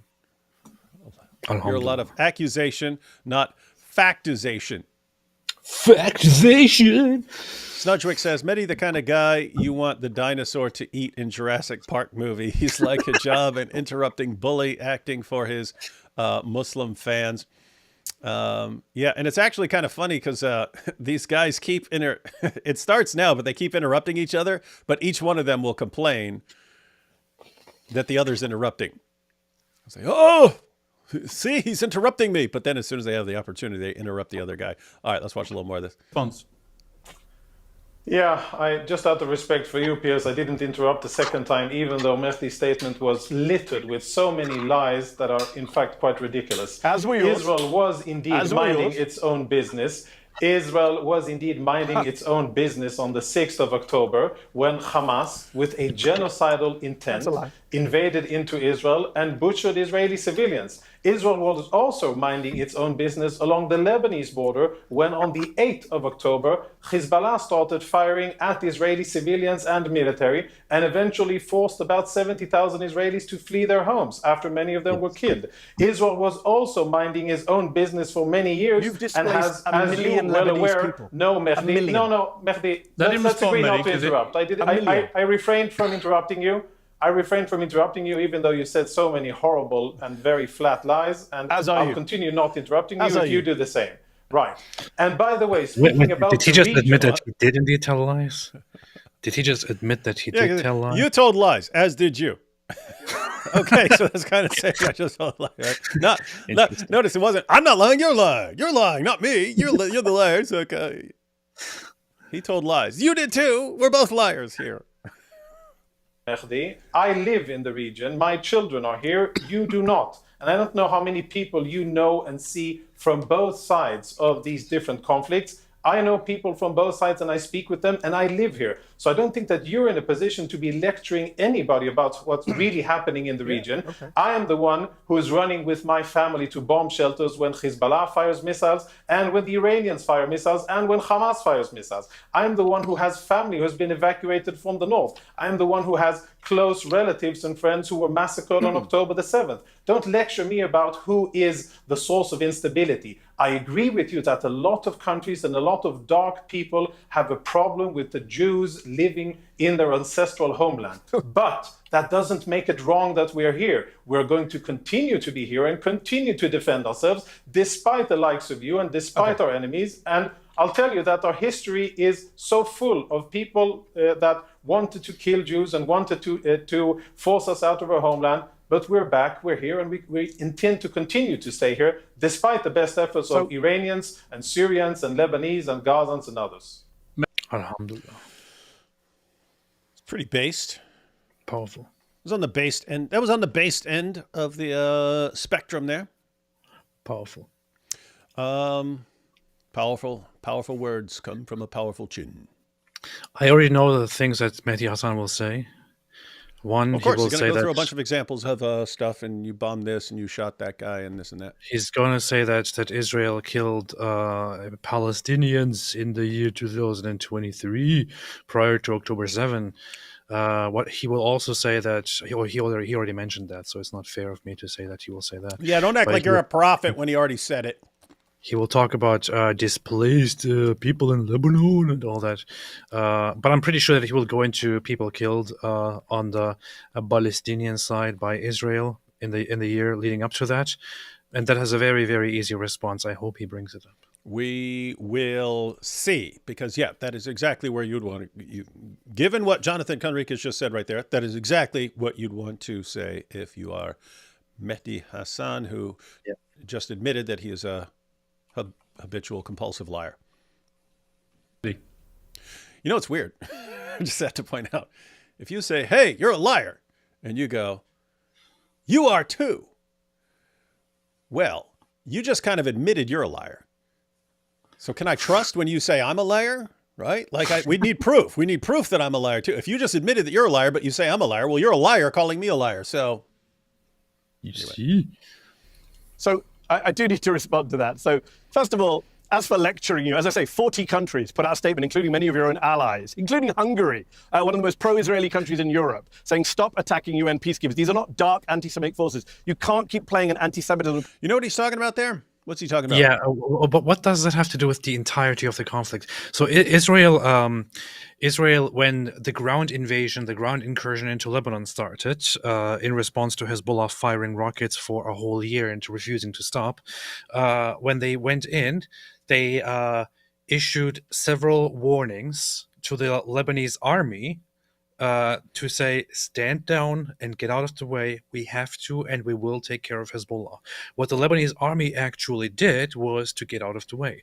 They actually, I'm serious, the Lebanese army actually got out of the way. In fact, the reports about what the Lebanese army did on that day when Israel started entering is they, without looking back, they took everything and fled, basically, as far as they could, to go behind certain lines and get out of the way of Israel, because they don't want a confrontation with Israel, and they also want Israel in a way to take care of Hezbollah. So they pretty much collaborated or cooperated with Israel.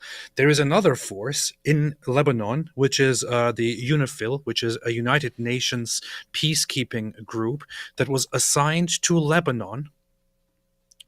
Here is the point. Here is the problem. They were assigned to Lebanon to be there and to make sure that, one, any terrorist activities are avoided, any war crimes are avoided, and that the UN resolution, which would limit Hezbollah's activities to a certain border, would be enforced. The peacekeepers did not abide by any of this. For 18 years, they didn't do anything at all.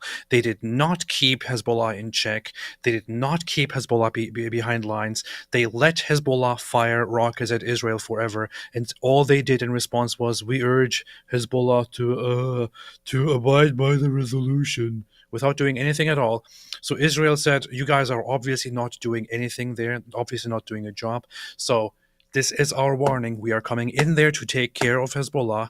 It is now advised for the UN forces to get out of these regions, to get out of the way and let us operate. We didn't ask for this. We are forced to do this.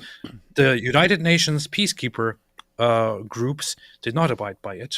They stood on their positions and said, we urge the IDF not to advance where we are. And the IDF said, sorry, no matter what you do, we are coming. We don't have any other choice. So get out of the way. And the UN forces said, no, we will stay here. We will continue doing nothing. So the IDF eventually got in confrontations with them, including firing smoke screens, which they posted on Twitter saying, despite warnings not to approach our forces, Israel fired smoke screens, and now several of our forces have been injured and have been suffering digestive problems and skin rashes and all that. Okay, weren't you told about this for a month now? Yes, you were. Did you know about this? Yes, you did. Did you not abide by it? Did you force this confrontation to happen? Yes, you pretty much did. So what's the problem? And this is basically what all of this is about. What all of this is about. And now multiple countries then came out and said, despite the lack of cooperation of the UNIFIL, Israel should avoid any kind of violent confrontations with UN peacekeeper forces or else. So that's basically the statement that was put out. And Israel said, we are not trying to attack anybody, but we have to operate. And I'm sorry if things go wrong. That's basically what Israel is saying right here. According to the Apostate Prophet. Yes. Plus, there's also lots of evidence that the United Nations peacekeeper forces have been pretty much helping out Hezbollah and cooperating with them. So yeah, it's weird. You got the UN peacekeeping force, and okay, if you guys are in southern Lebanon or something like that, your job is to make sure that people aren't using that area to constantly attack Israel with rockets. Oh, you never ever do that? You never ever do the one thing you're supposed to do? And we keep waiting for you to do it, and you refuse to do it, fine, then we're going to have to go and stop these guys ourselves. And then you're saying the UN, these peacekeepers say, no, look, you're attacking us. If you come to make these guys stop, then you're attacking us. Stop that. And then various nations around the world go, oh my goodness, Israel's attacking UN peacekeepers by going into these areas in order to stop people from firing endless rockets at them. Something along those lines. That's basically summary. Yeah, just the one problem here is that UNIFIL is made up of people from different countries around the world, including Irish and others. So this would directly concern not just people in Lebanon, but people from various different countries assigned by the United Nations to that region, which makes it a bigger problem, which makes also Israel a little bit anxious about this confrontation. But at this point, Israel has pretty much given up being diplomatic about this situation. And they said for a whole year, we have endured rockets from Lebanon. You guys are obviously useless and are not doing your jobs. We have to come in, and we hope things will not get wrong. Yeah. That's so Irish, UNIFIL, peacekeepers, you had your chance to do your job. You failed. You failed miserably. Pack up your frosted Lucky Charms, your hearts, your clovers, your diamonds, your horseshoes. Pack it all up. Pack up all your whiskey, bottles of whiskey. Pack it all up. Get the heck out the way. Get out the way. It's time to stop with the parties. Enough parties. Enough parties. And undermining the very real struggle against anti-Semitism by using it to defend a government that is full of some of the most racist people, anti-Arab, anti-Muslim, anti-Christian people on the face of this planet. You a spokesman for a government that contains people like Smotrich and Ben-Gvir, open racists, prosecuted for inciting terrorism. So we're going to talk about lectures. You should keep your lectures to yourself and be... Imagine the leftist pulling the race card. Hey, the Israeli government is racist, guys. You can't be on the same side with racists. You heard it here. They're racist against. Did he say racist against Christians? He said racist against. Please, huh? Please play that again. This is so disgustingly dishonest. Please play it again. Okay. Anti-Semitism by using it to defend a government that is full of some of the most racist people, anti-Arab, anti-Muslim, anti-Christian people on the face of this planet. You a spokesman for a government that contains people like Smotrich and Ben-Gvir, open racists, prosecuted for inciting terrorism. So we're going to talk about lectures. You should keep your lectures to yourself and be embarrassed for the government you serve. There is one thing here, which is that he once again asserts that that Jonathan Conricus here is a spokesperson for the government, which is not the case. He's a spokesman for the IDF. He even said it when he's talking about Netanyahu. He was like, "I'm not a spokesman for that guy. I'm not a spokesman. I was a spokesman for the IDF," and he's like, "You're a spokesman for the government." It doesn't matter to Jonathan Conricus who is in the government. It could be Greens, it could be leftists, it could be religious Zionists, it could be anti-Zionist Jews, it could be whoever it is. It doesn't matter. The guy is a spokesperson for the IDF, not for the government. And it's just weird, by the way, that if you're let's say you're a spokesman for the military, right? So imagine the U.S. and spokesman for the military. And then if it gets brought up, if you say something, they go, you're a spokesman representing the government, which includes, and then you just, oh, look, Ilhan Omar and the horrible things she says. And she says defund the police. You're a spokesman for defunding the police. Look at Rashida Tlaib. Look at AOC. Look at all these people. This is what you're defending. This is what you're all about. Isn't that like stupid? Yeah. And that's stupid.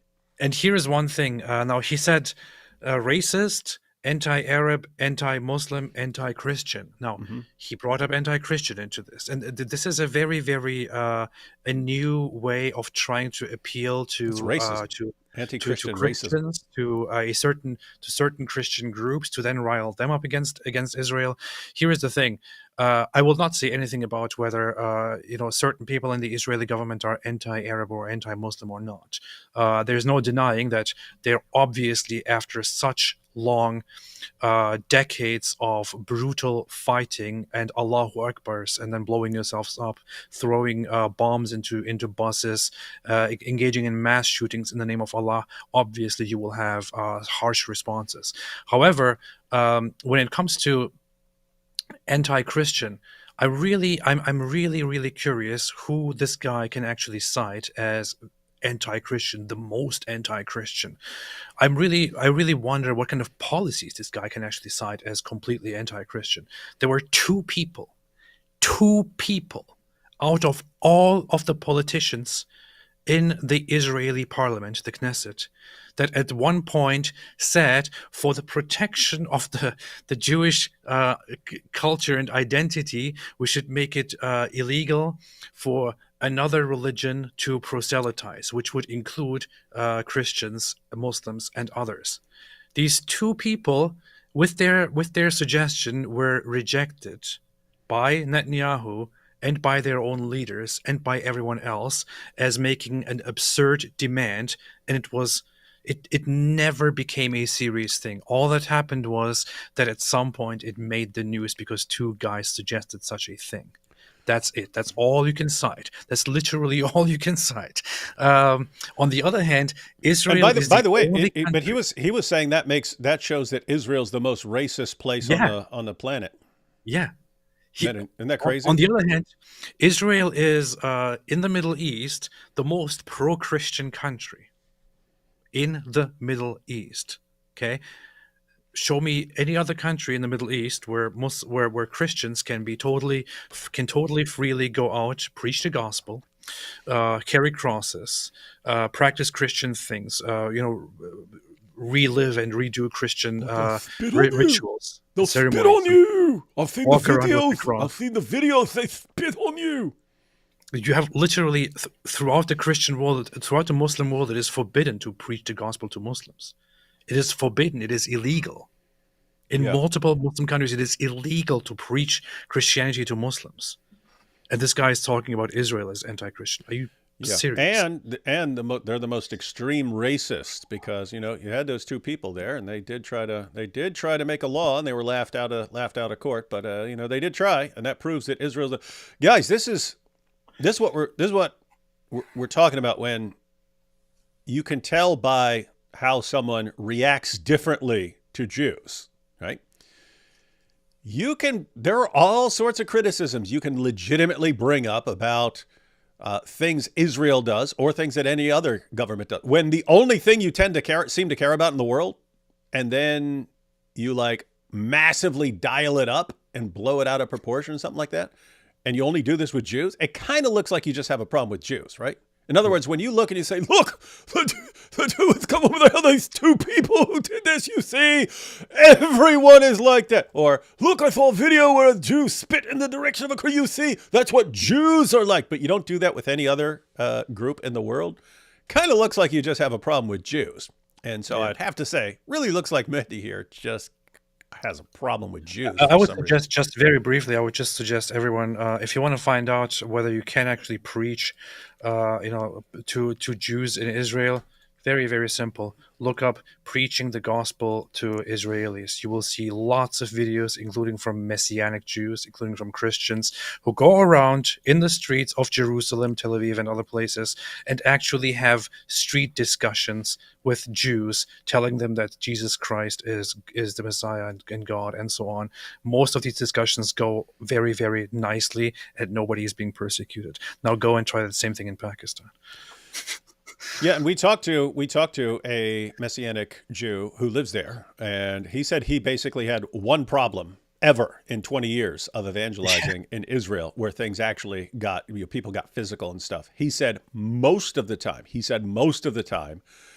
Jews are actually like curious and interested. Yeah. Like, what? You're a Jew, but you believe in Jesus? Why? What? He says they want it. They're actually like, they'll ask him like that's how they are.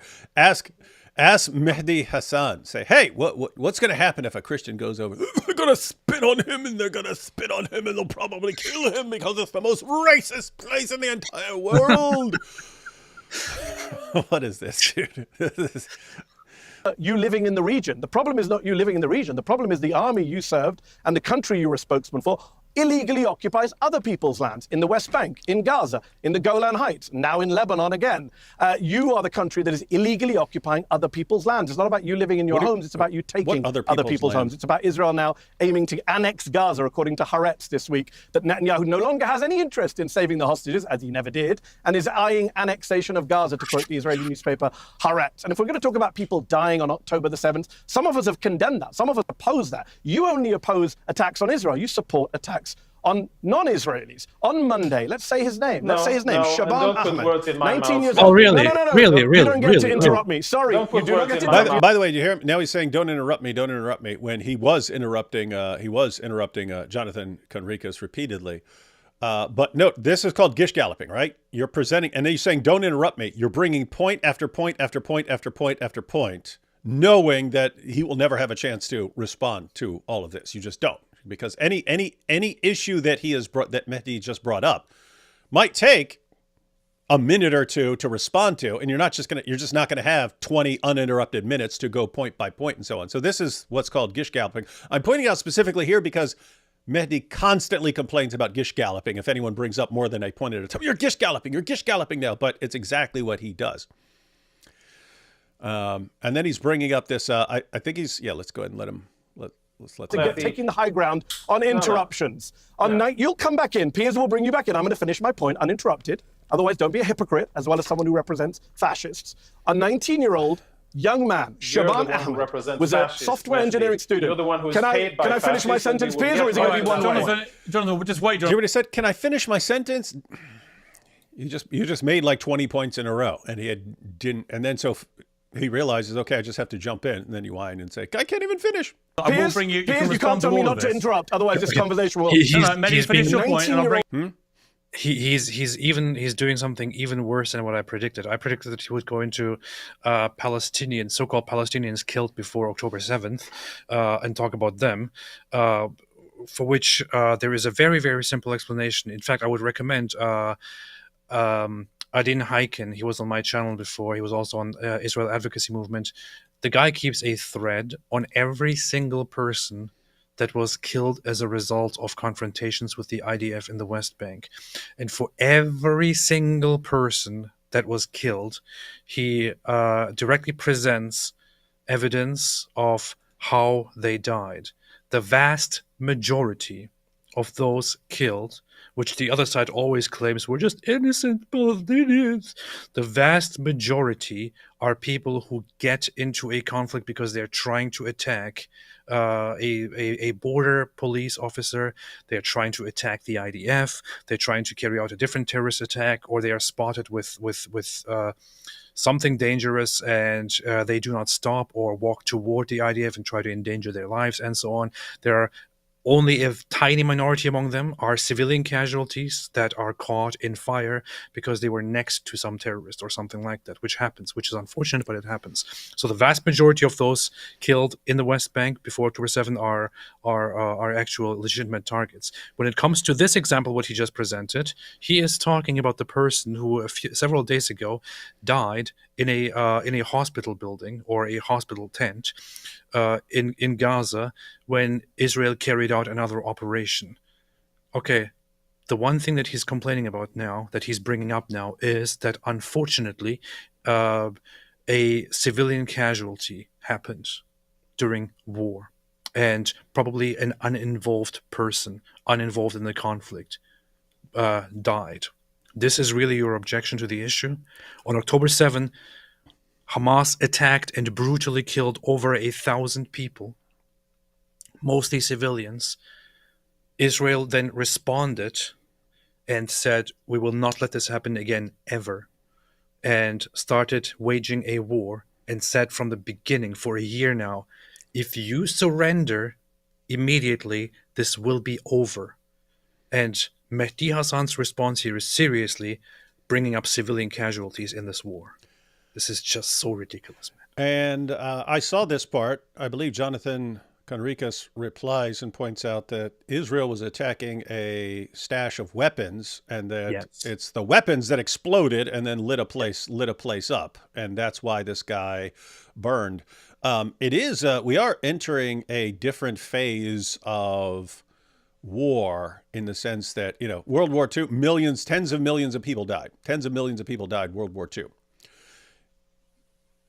If every person that died, people were sitting there filming the person's horrible death and so on and posting it on social media and so, it would look really bad.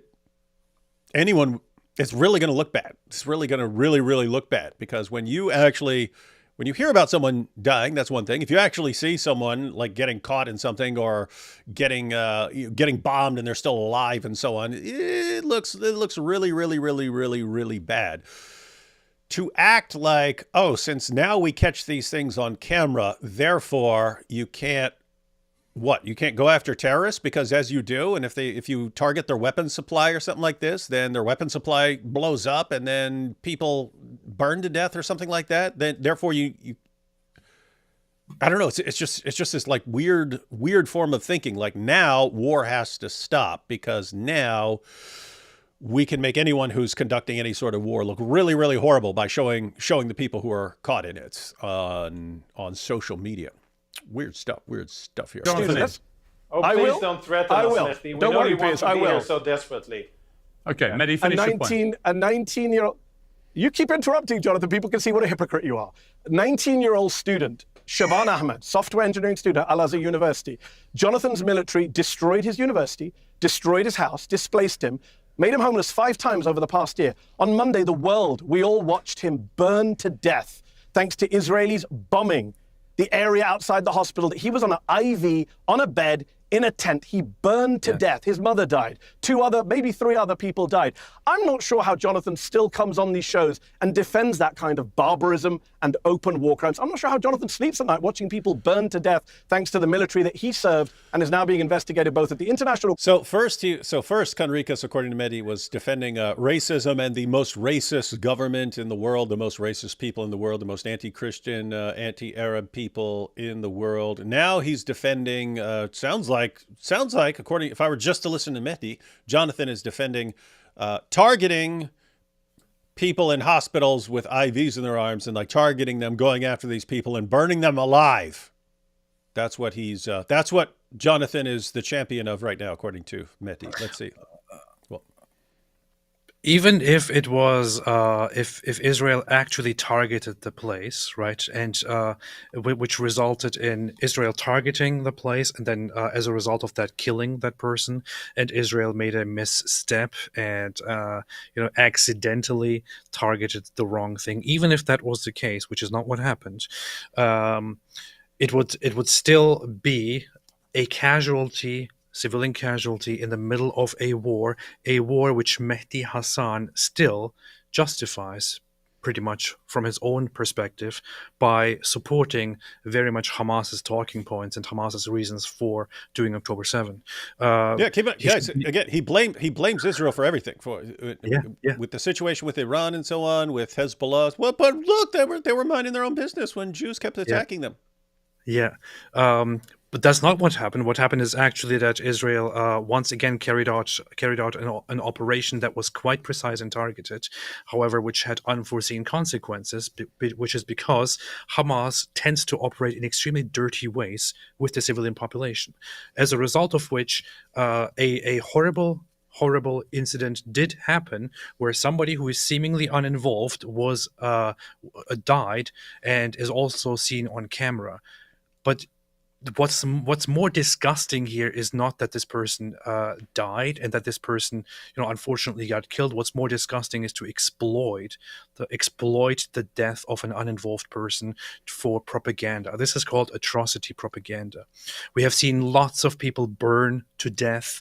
We have seen lots of people raped by your Palestinian rapist terrorists on October 7 when they came in and they raped, they took off people's clothes, they bound them up, set them on fire in the middle of the streets, while others afterward came and said, Allahu Akbar, look at these dead settlers. We have it all on camera. This is not being promoted by Israelis all day long. People like me and others share this online. Israeli government doesn't want to use this kind of stuff. Otherwise, they could have been using that too. We have seen lots of people burn on October 7. You cannot justify this conflict. You cannot justify the violence and then point at something unfortunate, at a civilian casualty, and say, how can you not think about this thing that happened here? You are the ones who want war. You are the ones who justify war from the so-called Palestinian perspective. And now you have to deal with the consequences. That's it. Think about how brilliant but evil but brilliant this is. Guys, just imagine a more limited scenario. Suppose we're talking about the club. Suppose you're rubbing up in the club, dancing up in the club, something like that. You're dancing in the club, right? If you really, really, really want to portray someone as bad, and you just don't care. You just don't care how bad you look in the process because, people really don't like this other guy. So let's suppose a guy's up in there with his girl. You walk up in the club to the guy who's there with his girl, and you just clock his girl right in the face. I mean, you just punch his girl right in the face, knock her clean out. Then what do? You run up in the middle of a bunch of girls dancing, right? You run. You clock the guy's girl right in front of him, then you run up in the middle of a bunch of girls. This guy comes right at you. He starts swinging. Guess what? If you're brawling in the middle of a club with a bunch of people dancing, some girls are getting hit in that process. And then look what this guy does. Oh my goodness. This guy's in the club punching girls in the face. Look, a girl just got knocked over in this fight. Look what's going on here. Look what this monster's doing. Anyone could do that, guys. Hamas has just perfected it. They've perfected the art of embedding themselves or underneath civilians, behind civilians, and so on, so that they'll attack you and then they'll run and hide among civilians, hoping that you kill a bunch of civilians in the process, so they can say that you're the bad guys. Crazy stuff. Here's another Crazy example. Stuff. What? Another example, somebody goes into a crowd, let's say at, a mall, and starts firing at people, firing, then gets behind a bunch of civilians, let's say a woman, a mother, and hides behind her and still continues firing and fires, and in the process kills a bunch of people. The other side wants to fire back, but is worried because the hostage there is in grave danger, and it's very difficult to hit that person that is firing. But as it continues, more and more people get hurt, and they have no place to escape. As a result, in a difficult situation, somebody tries to take out this person, this mass murderer. In the process, unfortunately, the woman also gets hurt and dies. Now, who is to be blamed for the death of this woman? Is it those people who try to end the violence? Or What? It's the answer to everything. Who's to blame? If you start off with who's to blame, Jews. That's what we've learned from everyone. That's what we've learned from the past year. Jews are always to blame for everything. That's actually pretty good. So, yeah. That's a situation. Back to Court of Justice and the International Criminal Court. Jonathan? Yeah, speaking about serving, and then I'll address the points that you've mentioned. Speaking about serving and standing up for something, I indeed served for 24 years in the IDF, and I'm a proud Israeli Zionist, and I'm a proud Israeli patriot. And I also am very proud of my service, including as a spokesperson, but also including as a combat officer in the IDF. I know what I stand for. I'm asking, what do you stand for? What kind of values do you stand for? I don't stand for killing civilians like your military. No, of course. Wait. Wasn't he the guy who just said don't interrupt? Yeah. You'll get to answer. Well, Jonathan, did you witness rape? You were a combatant officer. Mehdi, did you witness the rape of detainees? Mehdi, you will get you asked to me a answer. question. Mehdi, I'm not done. Don't ask me questions if you don't want answers. For a country that is Mehdi. You spoke. Now he didn't ask him a question. I ask, and I would ultimately would like to hear your answer to it. What values you represent? What civilization do you represent? Which country do you represent? Which religion do you represent? And what do you stand for? What do you defend? I know what I do. I'm part of a democracy in the Middle East, and I stand for a military that defends its population against some of the most vile terrorists in the world, including Hamas, Hezbollah, and Iranian propped-up terrorists. And I am happy and proud to be part of that organization, as I've been over many years. And if you and I were race car drivers, Mehdi, and each of us had a patch sewn onto our little uniforms that indicated who gives us money and who sponsors us, I would have one patch of my country and I would have one patch of my employer. That would be it. How many patches would you have? How big would the Qatari patch be on your clothes? And how big would foreign investment in whatever it is that you're doing and whatever it is that you're representing, how much would that be of what you do? Because you place yourself as if you are above and as if you are entitled to criticize everything that Israel does. And I ask, what are your motives and who pays for what you do? So that seems weird, because I would have preferred that Conricus actually respond to, like, pick one or two things that Mehdi was bringing up and said he's but he's bringing up like the underlying issue here. It's like you really go after Israel on all these tons and tons of things. What's behind this? What's behind all of this? Is there, in other words, is this just you? Is this just you just really not like Israel, or are you like connected in other ways? Because he's a Shia Muslim. He's said some pretty messed up things in the past that he's apologized for and so on, when he sounded too radical, and then he ended up sounding like went in the direction of a hardcore leftist and so on. But he does seem to just constantly give all the standard, like, Iranian talking points and so on. So it looks like he was just like, is anyone else pulling the strings for you? It's funny because Mehdi Hassan gets visibly uncomfortable as a result of Jonathan Conricus' questioning here, and of course you would expect Conricus to address the issue. The thing is, I get it. He probably thinks, "What's the point?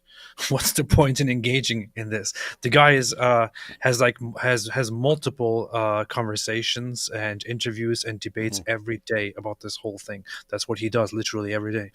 And here's Mehdi Hassan coming again with these talking points. Of course, Jonathan Conricus is not here asking an actual question and expecting an actual answer. He's not actually curious. He knows very well. Israel knows who is in charge of Mehdi Hassan. They know that Qatar pays Mehdi Hassan. They know that he serves a certain agenda. But it's a very interesting perspective indeed, where you have a representative of a country and its military, and on the other hand, you have some guy who is who doesn't stand for anything, but who serves certain interests. He's not representing a certain country. He's not representing a certain policy, a certain ideology. He is simply representing the people that pay him. It's actually a very interesting thing to get into, and I really wonder what he wants to say in response to this. He'll probably deflect and probably not answer the question. No, he's going to say... Yeah, he's going to say he doesn't have any patches for anyone. He's just himself and so on. And so it was interesting. You had Jonathan, like, I'll tell you exactly what I stand for and who I support in this. I'll tell you exactly who do you support and who are you standing for? And of course, Mehdi will be, he's the good guy in all of this and so on. I want to say one thing briefly. Jonathan Conricus there mentioned that he stands for and supports a democracy in the Middle East, Israel. And Mehdi Hassan scoffed in response to that. I just want to let everyone know there is a political party in the Israeli parliament, in the Knesset, a political union of parties that is an Islamist, pro-Arab, conservative, Islamist party. Yes, you heard that right. It is officially an Islamist party that pushes political Islamic ideas for Israeli society, for Israeli Arabs, and so on. It is known as the United Arab List, which is made up of different factions, including secular and also Islamists. And the Islamists have quite some stuff to say. This is in Israel. Does this really sound like the Israel that people always talk about and say, they're racist, Islamophobic, they're oppressing Muslims, oppressing Arabs? This is an actual country where you can elect Islamists into the parliament to represent themselves. What are you talking about? They're the most racist group in the world, according to Mehdi. So it's a very simple answer, as I told Jonathan Levine of the New York Post. And I love this new talking point, Piers. It's got around the right-wing media and the pros people. I run a company called Zeteo. People can check it out, Zeteo.com. It's a great media organization getting very good press from the Washington Post and others. There are no foreign investors. They're all American investors. I'm an American. You asked the question. I know you can't handle brown people, being part of the West. I'm an American. I'm a Brit. I was born in the UK. I'm now an American taxpayer. Everyone's a racist. Everyone's a racist. I'm very concerned with American taxes going towards the funding of a genocide. Keep in mind, he literally just asked him, hey, it looks like the stuff you're defending, I don't know, see some other countries and stuff defending the same talking points. Anyone behind any of this? You're racist, you're racist, you're racist. You don't like brown people. You don't like brown people. That was his response. That's a weird thing to say to an Israeli. That's a weird thing to say to an Israeli whose country is mostly made up of people who are brown. 18-year-old guy who's in an IV in a hospital bed, going towards the killing of children in a school, going towards the killing of 23 people from one family in Lebanon Monday, in northern Lebanon. 23 people bombed by your military, 2 babies killed, Jonathan. That is what you stand for. You serve the IDF, the Israeli military, which, as I say, is being investigated, the ICJ, and the ICC. You serve a military that has been credibly accused by the United Nations just last week, by Israeli media, which showed videos of mass rape of Palestinian detainees. The New York Times this week reported that your military sent Palestinian children, as human shields into booby-trapped tunnels and buildings. Is that what you did, Jonathan? Can you tell us today, did you ever send a Palestinian child as a human shield into a tunnel? Because the New York Times is saying your military did that. The World Food Program is saying your military is starving the people of northern Gaza. Did you starve people when you were in the military, Jonathan? What do you stand for? Starvation? Mass rape? Ethnic cleansing? Genocide? Every human rights grup in the world says your military is and racism against brown people. I don't know how many human rights you've yourself extreme racism against brown people. I don't know if you turned a blind eye to rape on your custody. I don't know if you killed children at at point-blank range like Israeli snipers did to people carrying white flags. You can tell us today how many people you've killed. Confess. Confess. I'll be all day. Listen, sometimes enough is enough. This is funny because this is an anti-Zionist's dream here, an anti-Zionist's wet dream. The guy is brutally gish galloping here, and also, again, as we both pointed out, he has the good rhetoric to push for an anti-Zionist position. There are probably lots of people who are feeling sensually satisfied listening to Mehdi Hassan talking about these things and gish galloping. They're like, oh, yes, it's so beautiful. I told you he's a machine. Let's go ahead and check out the response here. And we saw your level of vitriol. We saw a woman with a white flag. Jonathan, we've seen people. All right, you've asked questions, Mehdi. Let him respond. We've seen people gunned down with white flags. Piers is saying, let him respond to something. Saying your list of false allegations and your list of nonsense that you are spewing out. Everything true. Guys, do you hear him? Anytime Jonathan responds to anything he's saying, even if it's after he's spoken for several minutes and without interruption, then, let me speak. As soon as Jonathan starts replying, he starts jumping in. It's weird. Founded things that the fact that someone wrote it doesn't make it true. All of these things that we saw people with white flags gunned down in front of our eyes. By someone. Jonathan, Piers has seen it, and I've seen it, and everyone watching the show all of what you are saying is slanted and biased, and I read parts of your book, and I know exactly what you're doing. What you're doing is trying to use. Thank you for reading the book. It's called Win Every Argument, and you're losing. Well, let other peoples be the judge of that. Piers can tell us. Piers can tell us. But what I can say, have you watched people? Guys, isn't if you toss out 20 accusations, and then as soon as the person starts responding, you start interjecting at every point, so that he never ever gets to respond. I don't know. If you are confident in your points, you might want to let him actually respond to hear him out. People gunned down by the IDF, Piers. Why don't you jump in as a moderator and clarify who's telling the truth? Mehdi, I can tell you immediately, Mehdi. I can tell you immediately that there is no video at all anywhere where you can see the IDF shooting down people who are waving white flags. There simply is not. There is no such thing. If you think there is, go and prove it. Yes, you will have footage on which you can ambiguously see that a group of people are waving white flags and then apparently they are being shot at. That's what's happening. An interrupted footage. However, you don't have footage of the IDF shooting at unarmed people with white flags. These are two completely different things. These are completely different two things. Not according to Mehdi Hassan, so.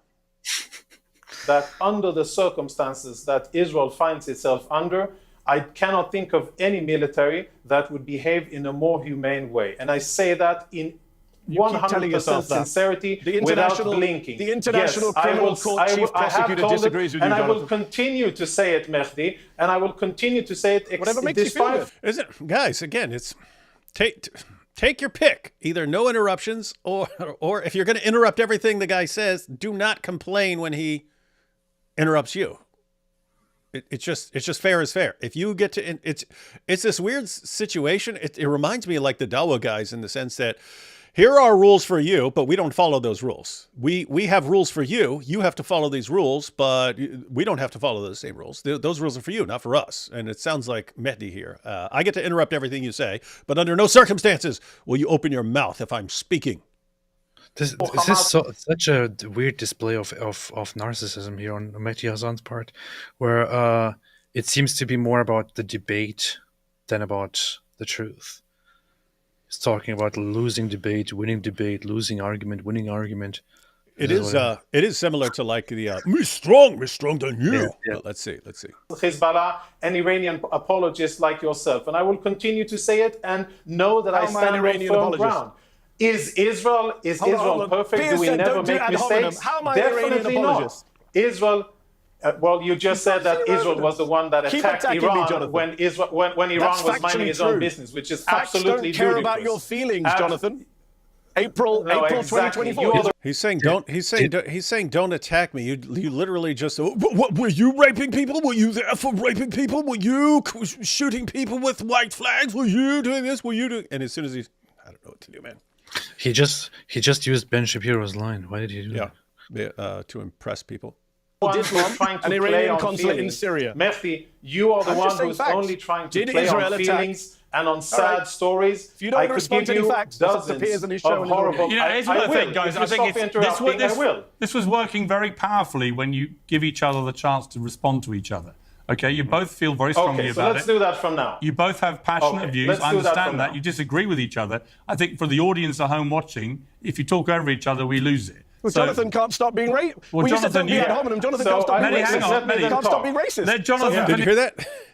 Jonathan What, can't stop racist? being racist. He can't What stop being racist? racist. Yeah, guys. What racism are we talking about? Where's the racism? It's just, what has he said that was remotely racist or would be interpreted by races as racist by a sane person? This is the weird part. Mehdi can just fire off points, got a great memory for storing information to attack people and stuff, but he still has that tendency to, you're racist. It's like the chunk yogurt thing. He suddenly sounds like Ben Affleck. Like, that's Yeah. gross. It's racist. It's gross. It's racist. So, guys, I mean, it's a brilliant strategy if you're trying to. I don't know. It's more like Muhammad Hijab at this point, but I don't know. It's accuse the guy of a bunch of stuff and then don't actually let him respond. Let's see if they actually let him respond here. Jonathan let me finish, talk then. and then Mehdi Okay. respond. Jonathan, finish your Yeah. point. But I've acknowledged the So racism. I think that what you've said is a laundry list of some of the low-hanging fruit and the concoctions that have been made up against Israel. Some of it may have a kernel of truth, and there may have been 10 soldiers who did something, and there may have been other soldiers who did something else that was wrong and that they shouldn't do. Is it common practice? No. Is it something that is sanctioned by the IDF? No. You tell us the sad story of the Palestinian who was unfortunately killed in the Israeli strike, or as a by-result of an Israeli strike in Deir el-Balach yesterday. He was killed not because he was a target. He was killed because Hamas ammunitions that were stored by Hamas in close proximity to that location exploded. The IDF fired two small bombs at that location, and they wouldn't have exploded and caused that kind of fire had it not been for Hamas weapons there. if you care about Palestinian civilians. And as a human being, I was sad to see. I saw his video before. He looked like a very nice and decent human being. And it's sad that he and his family were killed. I saw the movie of burning people. It hurt me as a human being as well. And I wouldn't want to see it again. And I wouldn't want that to be reality in Gaza. But the reason that happened isn't because the IDF is fighting there. It's because Hamas is storing weapons there, and they're abusing humanitarian facilities, and they're using schools and mosques and whatever is left of hospitals in order to fight from. And then the IDF targets where the Hamas is fighting from. And unfortunately, people have gotten wounded. I regret that. I know for certain that wasn't the intention of the IDF. It's a very sad and regrettable side effect of that happened. And I'm sure that the IDF will be extra careful in the next time that they attack. But it doesn't make it deliberate. But I think it's hypocritical of you, and I will finish. I think it's hypocritical. Well, there's something very funny here, which is that Mehdi Hassan always has the worst interpretation when it comes to something that Israel allegedly did, and always the best explanation for the other side. When he sees a video, which he just talked about, for example, the white flag video, where people who were waving white flags were allegedly shot at, and he immediately, without any evidence, you can check it for yourself. If you check the media, you will see no single credible media source say that this is the IDF shooting at unarmed civilians who were doing nothing at all. That's not what the footage shows. The footage simply shows certain people waving a flag, and then you have interrupted footage later on that that somebody is firing, that something is happening. The IDF has never commented on it. They said all they said about it is that they will investigate it. That's it. We usually, always when the IDF acknowledges something that should not be done, that is not in alignment with principles, they take action and take disciplinary action and so on. Here in this instance, in the hospital situation, for example, you have the IDF carrying out an operation, as a result of which a man dies who is apparently uninvolved in the conflict. His immediate interpretation of the situation is that the IDF deliberately targeted him and killed him. How do you go for that? Do you have evidence for that? No. Can you actually demonstrate it? No. Can you rule out all of the other options, all of the other explanations? No, you can't. Can you even rule out that Hamas doesn't use human shields, that Hamas doesn't store weapons and bombs and so on in civilian places? No, you can't, because the very same organizations and the very same people that you appeal to when you criticize Israel have again and again and again confirmed that Hamas does indeed use civilians as human shields, and does indeed fire from civilian places, and does indeed store weapons and ammunition in civilian buildings and hospitals. This is Amnesty International confirmed it, the United Nations confirmed it, all the human rights organizations around the world confirmed it. All of these people have confirmed it, but he will completely ignore that kind of stuff. Always go for the worst explanation when it comes to accusing Israel. This is what he does. And that's pretty much you have people who are overtly anti-Semitic or just hate Jews, and they'll acknowledge it. And then you have the people who, no, I'm not anti-Semitic, but you kind of show by your actions, by doing what you just said. Anything that any Jew is ever involved in, you give it the worst possible interpretation. And anything on the opposite side, you always give it the most favorable interpretation imaginable. And we see this all the time. And we see this all the time with, look, the Jews, Israel bombed that ship all those years ago, and they instantly apologized and then, made reparations and stuff like that and said they thought it was an Egyptian ship. No, you're trying to kill Americans. You're trying to kill Americans. It must be because you're Jews. Yeah, that's anyway, let's let what would Israel even achieve by killing some random nothing. guy? Yeah, nothing. It's just bad. These guys think that somehow they could somehow explain by that Israel is trying to take out the entire population or carry out a genocide. How? By killing random people here and there, and thereby wiping out a population of 2 million people? That's what they do. I'm sure that the IDF will be extra careful in the next time that they attack. but it doesn't make it deliberate. But I think it's hypocritical of you, and I will finish. I think it's hypocritical of you, Mehdi, that you don't speak about the fact that why are they there in the beginning? Why are there ammunition stored in a hospital? Why is Hamas using hospitals to fight? Isn't that something that should be criticized even by a highfalutin person like you? Okay, Mehdi. No, of course not. Of course not. Of course not. It's all the Jews. It's all the Jews. A couple super chats. Hear me out. Did you ask me this question? Hear me out, AP. Is it possible Yahya thought the IDF drone was one of his disobedient wives, and he was only trying to discipline her with his muswak? That makes sense. That's a good explanation. That is entirely possible, Abe Lincoln. The video does look kind of weird. It's like a zombie footage, like zombie throwing. It's pretty creepy, man. He's dying. Start counting from the 7th century when Arab colonialized the land. In 1948, decolonization took place. Great news. No, because Jews are there now. Columbus teachings to be banned by the Muslim world. You see. It has been reported that flags at the UN buildings have been lowered and social media accounts of UN staff have black lines across them in honor of Sinwar's death. Is this credible? I don't know. I doubt it. Check It wouldn't be that obvious. That'd be pretty weird. Pretty weird. Mehdi Hassan is a paid puppet of Qatar or Qatar, depending on Qatar. Qatar. Natasha Hausdorff explained on Winston Marshall's show that Mossad had intel that indicated that a possible October 7th was expected by Hezbollah and not by Hamas.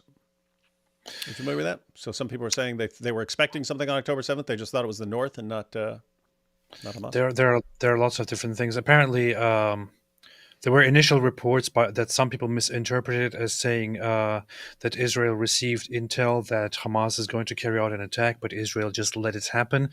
That's not true. What happened is that apparently they received intel that something is about to happen or somebody is going to carry out an attack, but there were mixed signals. And the allegations, the accusations from the inside are that the authorities, those in charge, did not take it seriously or did not act upon it and had internal disagreements on it and so on.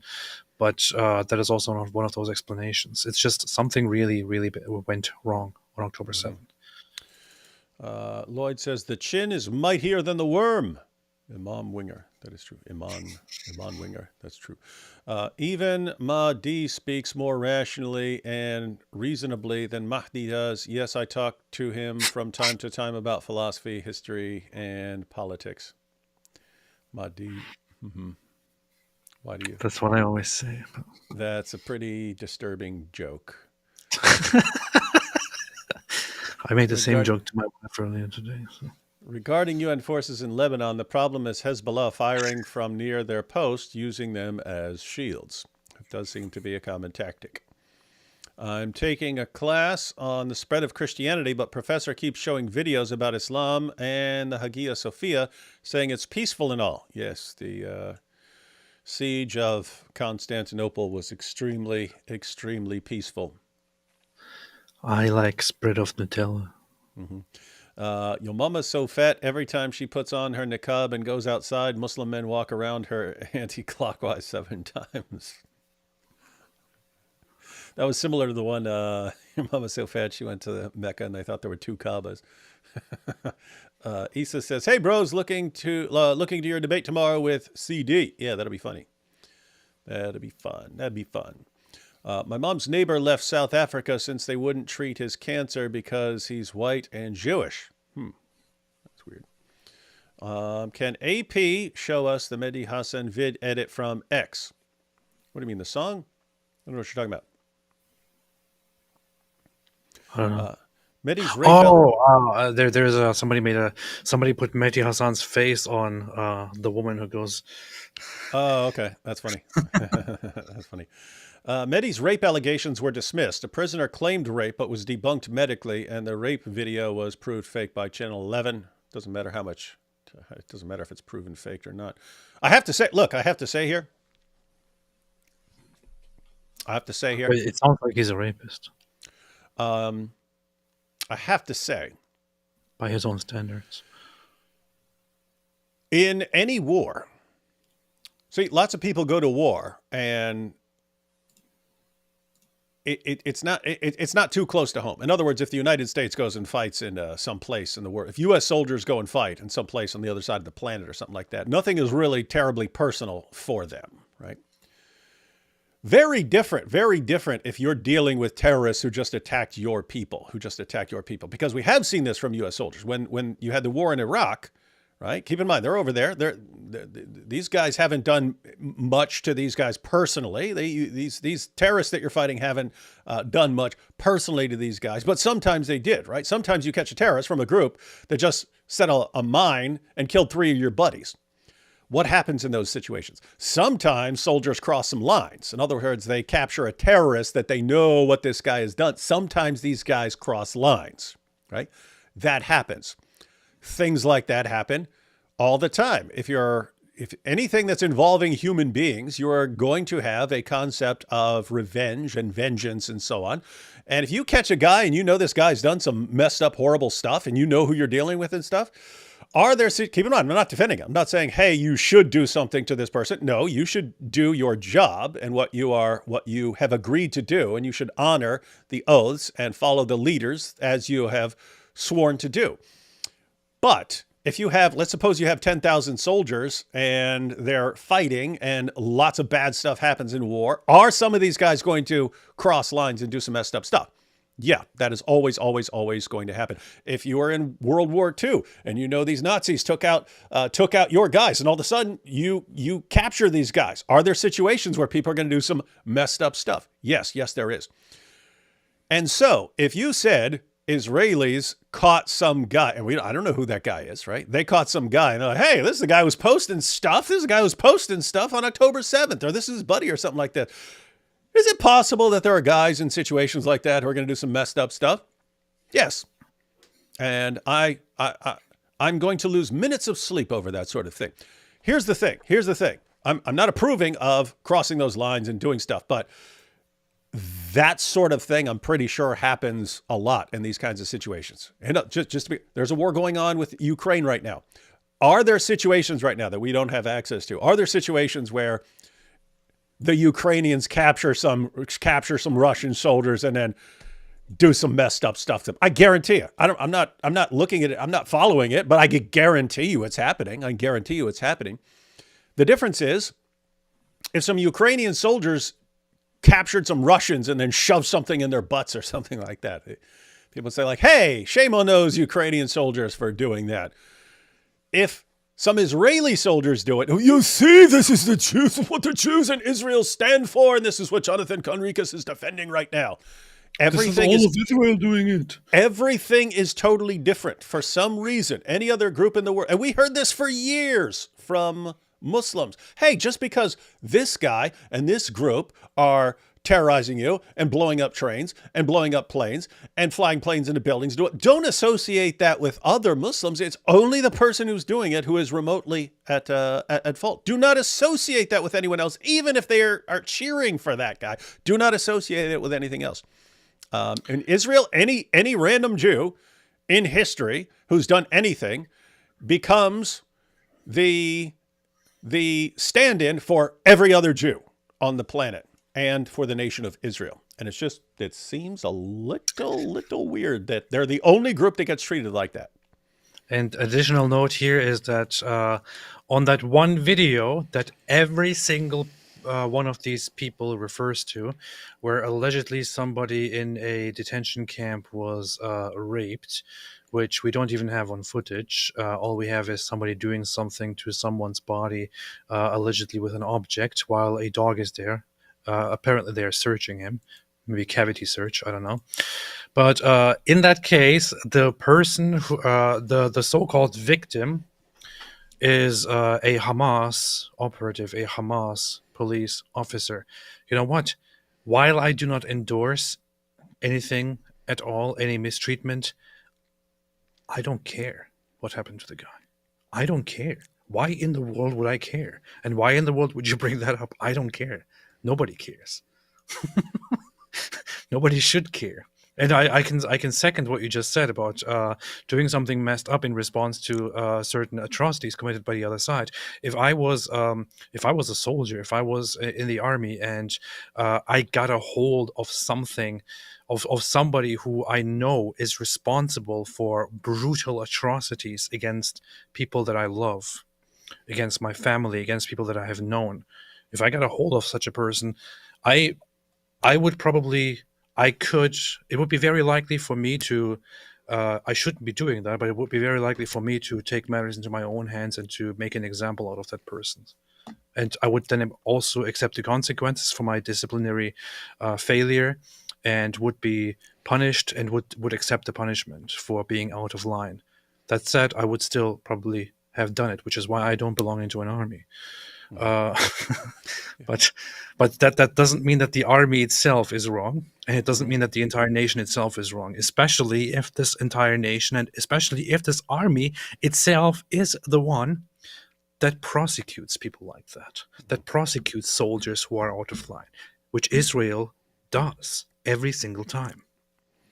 Yeah, guys, so that's the situation. So, I mean, we're in the U.S., so imagine something close to home. Imagine imagine me and AP, we're soldiers, and we live in Texas, and then like a Mexican drug cartel invaded, slaughtered a bunch of people in our town, and we know a bunch of the people who were slaughtered and tortured and raped and so on. And then we're sitting there watching videos of this drug cartel, and turns out they crossed back across the border, and everyone is cheering for them, and they're dragging bodies, and like everyone's beating the bodies with sticks, the bodies of people we know, and then they're taking hostages back there and doing who knows what to them and stuff. And we're looking at all this going on, and then we cross over as part of a military force to go get hostages back and stuff. We start actually like catching these guys who are involved in this situation. Guys, that's why I'm saying, like, when I see a situation where there's an accusation, they shove something into this guy. Are there other explanations? No, they're trying to get something out of this guy that he hid in there and stuff like this. But there are all these different accusations and so on. It's like, okay, I can go with the most extreme interpretation, which is they were torturing this guy by shoving stuff up his backside or something like that. One, that wouldn't surprise me. It wouldn't surprise me from any military in that situation. And so, you have human beings involved. That would be a normal thing. Would not cross my mind, though, to say this is what all Israel is, or this is what all Jews are, something like that. Not defending it. I'm saying that sort of thing happens. If you have human beings involved, you are dealing with some people who are going to agree to certain things as part of it. If you enter the military, you swear your oaths and so on. You're supposed to adhere to those. Are there people who aren't going to adhere to them exactly as they should? Yes, that's true. That's true of human nature. What you don't do is blame everyone just because they're Jews. That's what you Look don't at do. that soldier hit one of those rapists. How dare they? How dare the Jews do this? Mm-hmm. Elon here says, wow, we got Elon. Says Mehdi's rape allegations were dismissed. A prisoner claimed rape, but was debunked medically, and the rape video was proven fake by Channel 11. And that's the other thing I'd have to say. If it's some Hamas guy going, they raped me, I'd be like, okay, we're going to need some serious proof here, because you're the last person in the world I would ever trust. You guys are literally the all-time kings of making up atrocities. Lloyd says the amount of things the IDF get accused of they're almost mythical. It is true. It's just like the Jews, like when Jews are controlling anything that happens in the entire world, including you tripping and falling down the stairs. It's the Jews. You see what they did. It's the same thing with the IDF. They're like, you see, they almost have magical powers. What? They did an earthquake in Turkey the other day, yesterday or so. They used their powerful Jew earthquake machine. Yeah. Lloyd says the Jews also have rats and trees on their side. What chance does their enemies have? You see? Yeah. I wish I could say you're just making stuff up, but we see these accusations all the time. They train lizards, they train squirrels, they poison the water supply to make Gaza girls horny so that they... So what? Why are you trying to make the Gaza girls horny? So they have more kids? Why would Israel want to do that? So they have more people to kill.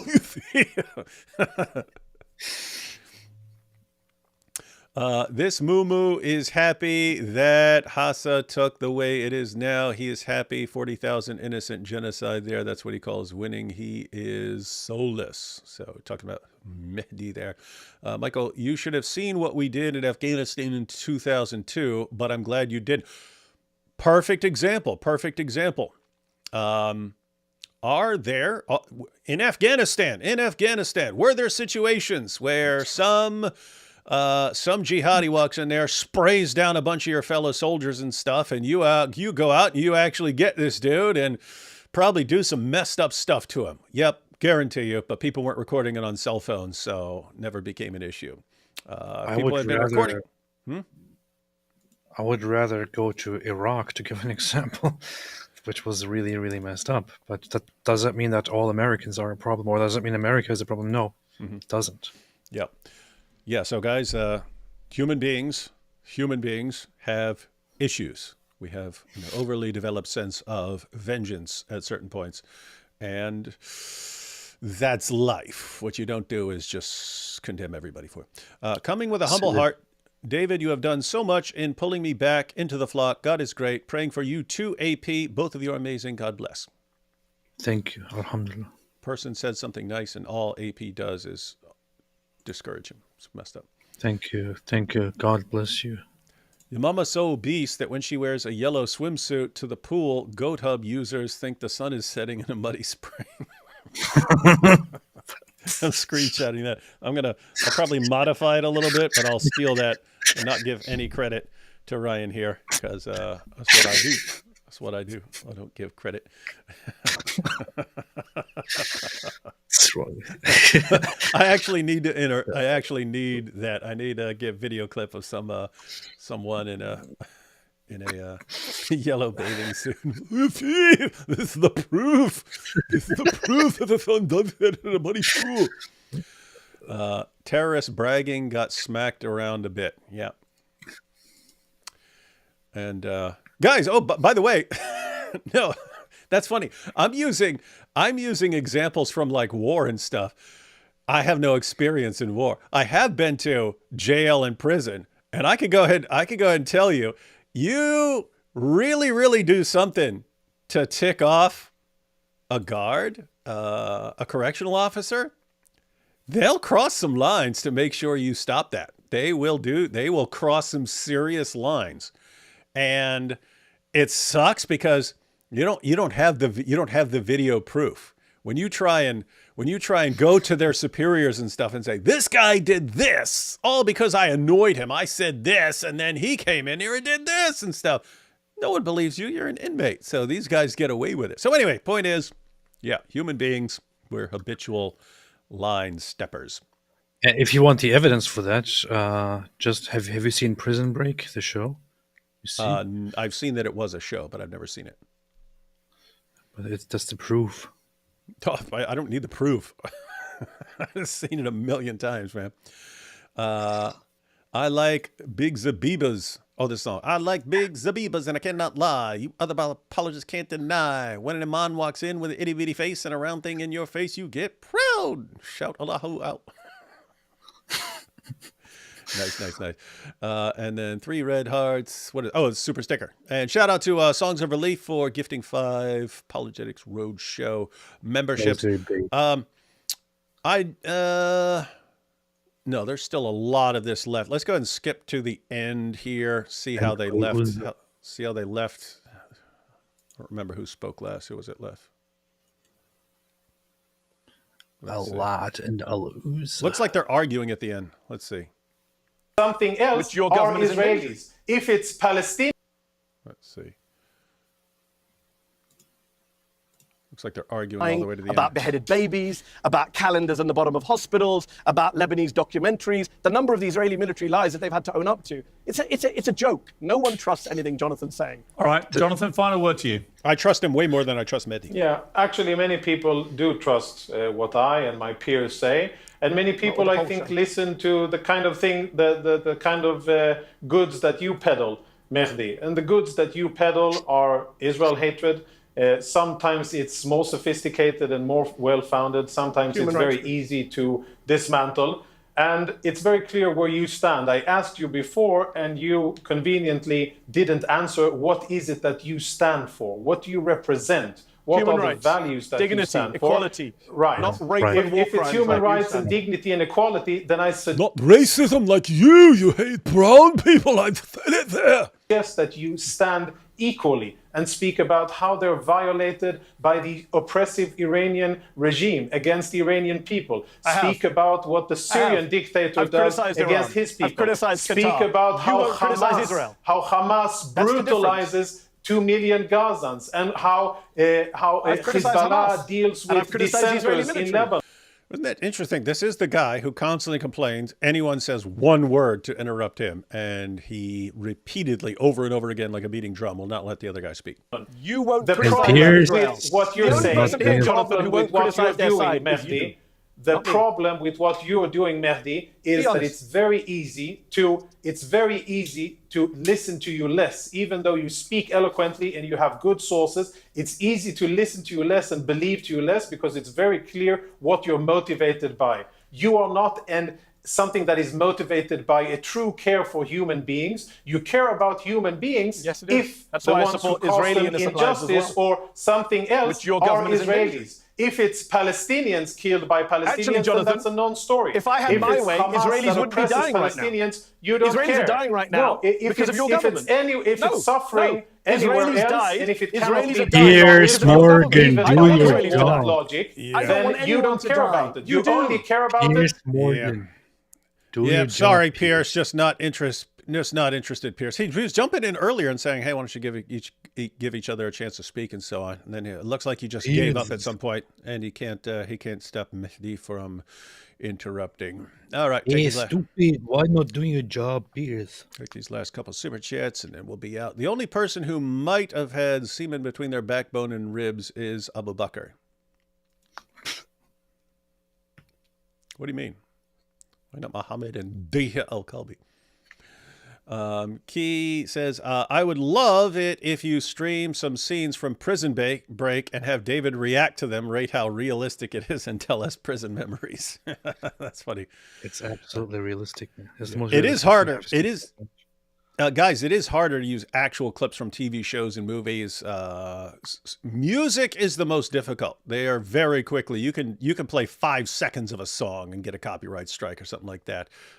Similar with you get a little more leeway and so on for Hollywood type shows and so on. Anyway, there are varying degrees of how much content from someone else you can play. Like here, this is we watch Piers Morgan's show and so on. If we were to just play the entire debate, we'd get a copyright strike. If we played probably 4 or 5 minutes of it uninterrupted without interrupting, you'd get a copyright strike. But anyway, yeah, probably be very difficult with a show like Prison Break. All right, AP, any final thoughts on any of this? Well, I would want to say that, of course, when it comes to Prison Break, it has to be pointed out that Prison Break is entirely scientifically accurate. Other than that, on this, Mehdi Hassan is a weasel, and much respect to Jonathan Conricus. And as he pointed out, lots of people trust the IDF and trust Israel.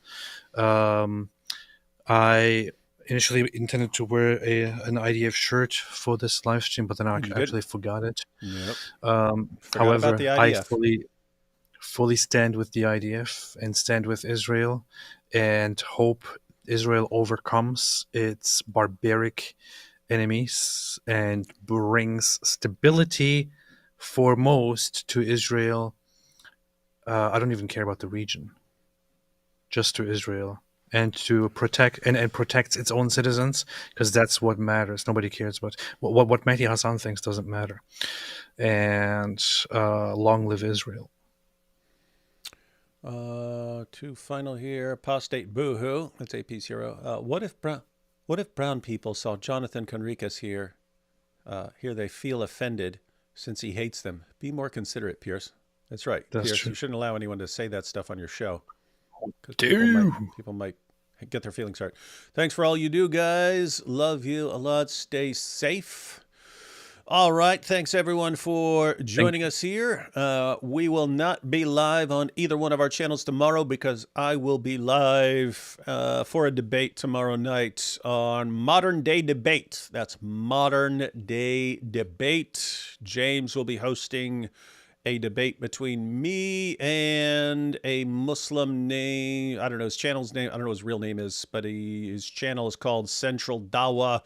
He's a TikTok guy, and be interesting. We'll see what arguments he has. The topic is Muhammad and the Bible.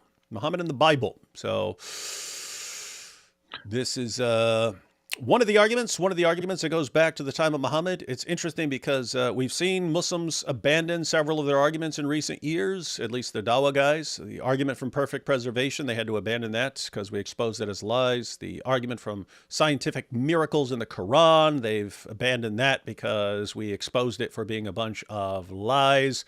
There are a couple more arguments that are going to be more difficult for them to give up because they're straight from Muhammad or the Quran. Muhammad and the Quran claim that there are prophecies about Muhammad in the Torah and the Gospel. And so Muslims are glued to thinking that, but we're going to go ahead and take a look, see what kind of case they can come up with after 1,400 years. What time are you debating live? At night? Yeah, 8 p.m. That's ridiculous. 8 p.m. 8 p.m. I like it because everyone always schedules the debate from when I'm sleeping, like at 1 or something like that. Based.